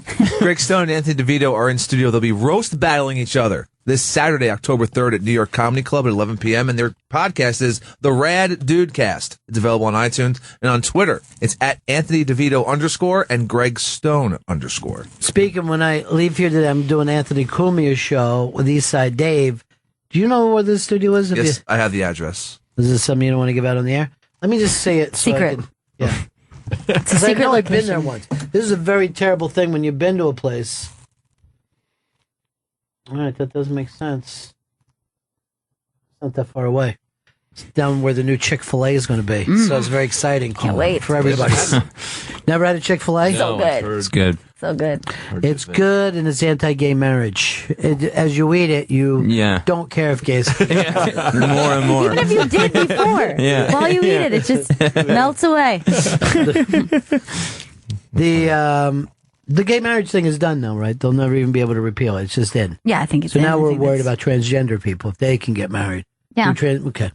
They're not allowed to get They're not allowed? transgender married? I don't think they can get married to each other if they switch from if a guy switched to a girl, I don't think he can marry a girl that switched to a guy. I think that's the the thing rule. that they're working on. Man, a lot of moving parts in If this they're post-op. law. That's the post-op? If they're post-op, they can't. Well, what is Kate? Pre-op? Wait, is this real or She's is it pre-op. Yeah. No, it's real. It's pre-op. She's pre-op. She still has a penis. Yeah, Yeah, she she still does. has the cock. Big Anybody Dad. marry anybody? I don't get it. It's the post-op. It's a slippery slope. If that happens, a dog can marry a bird. There we say, let the dog freak out. Disgusting. That's disgusting. Yeah, when does that world kick in? I can't wait for it. I'm ahead of the schedule. I'm pushing marrying dogs. A pickle marries a lamp. Who gets great? More ceremonies. Also, Let's let give a you shit. know, there's you could go on the web, like the church of something, and you could become a priest. I married my dogs. They're already married. So I don't care what the government's doing. Yeah. Willie and Rosie are You been married. can't tell happy, me. dead. But they died happy. Years before this was in. You got them in a pet cemetery or backyard? No, in a garbage bag somewhere. Okay, it's sad.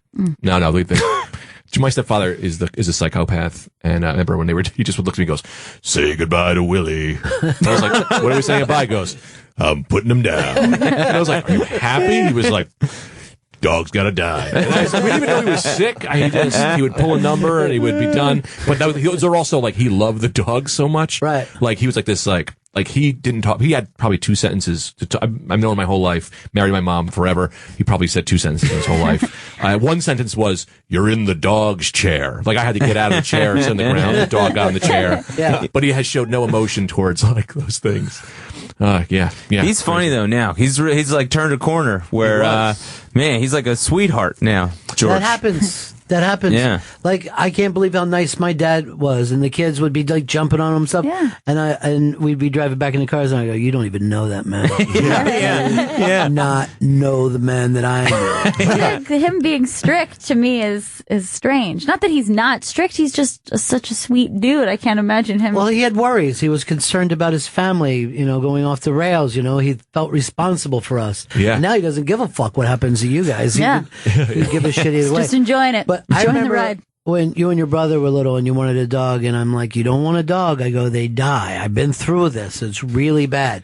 And then 15 years later, when that dog died, I'm like, "What did I tell you? I told you guys. Yeah. It's awful." Yeah. They're not even sad, but you're crying. Just laying on the field. God damn it again. I loved again. Yeah. The great thing is, my dog that I have now, she's never going to die. So I feel really good about it. It's died 3 times and been replaced. You have no idea. Nope. I don't know. She's going to live forever. Vampire dog. So I'm really excited. Just lives forever and ever and sleeps during That's what I the say to her every day. night. You'll never die, Birdie. You'll live forever. To what you said, my stepdad I remember this is not 3 months ago. I'm with my girlfriend. We're in the car. My stepdad says goodbye to us, and he just goes, "See you later.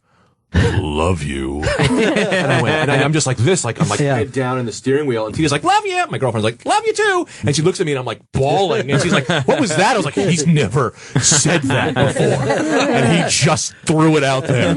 "Love you." Like his lips cracked, and he started bleeding because he's never done that emotion before. He read it off a paper. Goodbye, Craig. Love you. It was the weirdest thing. He's this old battled cop. It's just finally finding love. Real weird. Yeah. He does that, and he just does Jaws lines. The only things he It's so does. funny. I like this guy. He walks around. We need a bigger boat. Yeah. He quotes lines where I'm like, I don't even, is that in Jaws? You know, just be like, "Arthur, I'm here for you." Just like, huh? Hoopa, get to the chopper. I don't know what that you're talking about. He does Jaws, and ever since he saw Guardians of the Galaxy, he just walks around saying, "I am Groot," and then he'll laugh to himself. It's like the strangest thing. He'll just be sitting there, and he'll be like, "I am Groot." And he does it intermittently. It's so funny. Oddly, the only quotable line in that entire movie, "I am Groot," and they're bringing that guy back. He's booked Batista? again. Yeah. I would love to get a gig like that, where Yeah. I basically had nothing to do. Yeah. and was being paid as a co-star. How much do you think he got paid? A lot? I'm sure he Tons. was. Yeah, That's a I'm huge sure. movie. He Yeah. said he said, "I am Groot." We are Groot. That's all he said. He had a couple. Oh yeah, no, the Groot guy. Yeah, that's Vin Diesel too, right? Vin Diesel. Yeah. They got Vin Diesel. Vin Diesel. You could have paid anybody. Me. Yeah, the guy who works at 7-Eleven makes $5 an hour for $10,000. $50. I'm Groot. See ya. Vin Diesel. He probably charged out the ass for that. Out the ass. Yeah. Why wouldn't he? Yeah. Yeah. He could be, doing something else, I guess. But I'm sure he was just looking around, seeing that everybody else was working real hard. And he was like, yeah, we got it. I think we're ready to roll. We've all got our lines. Come on, guys. You put a suit on. A suit on. I'm trying here. All right, we gotta wrap this up. But everybody come out to the world's nicest roast battle. Should be interesting. Greg Stone and Anthony DeVito, they're going to be roast battling each other Saturday, October 3rd at New York Comedy Club at 11 p.m. And their podcast is The Rad Dudecast. It's available on iTunes and on Twitter. It's at Anthony DeVito _ and at Greg Stone _ The underscore boys. Yeah, the underscore guys. Underscore guys. Yeah. We'll see you all again in 1974. Ladies and gentlemen, the evening is over. We hope you all enjoyed yourselves, and we'll see you all again in 1974. Good evening!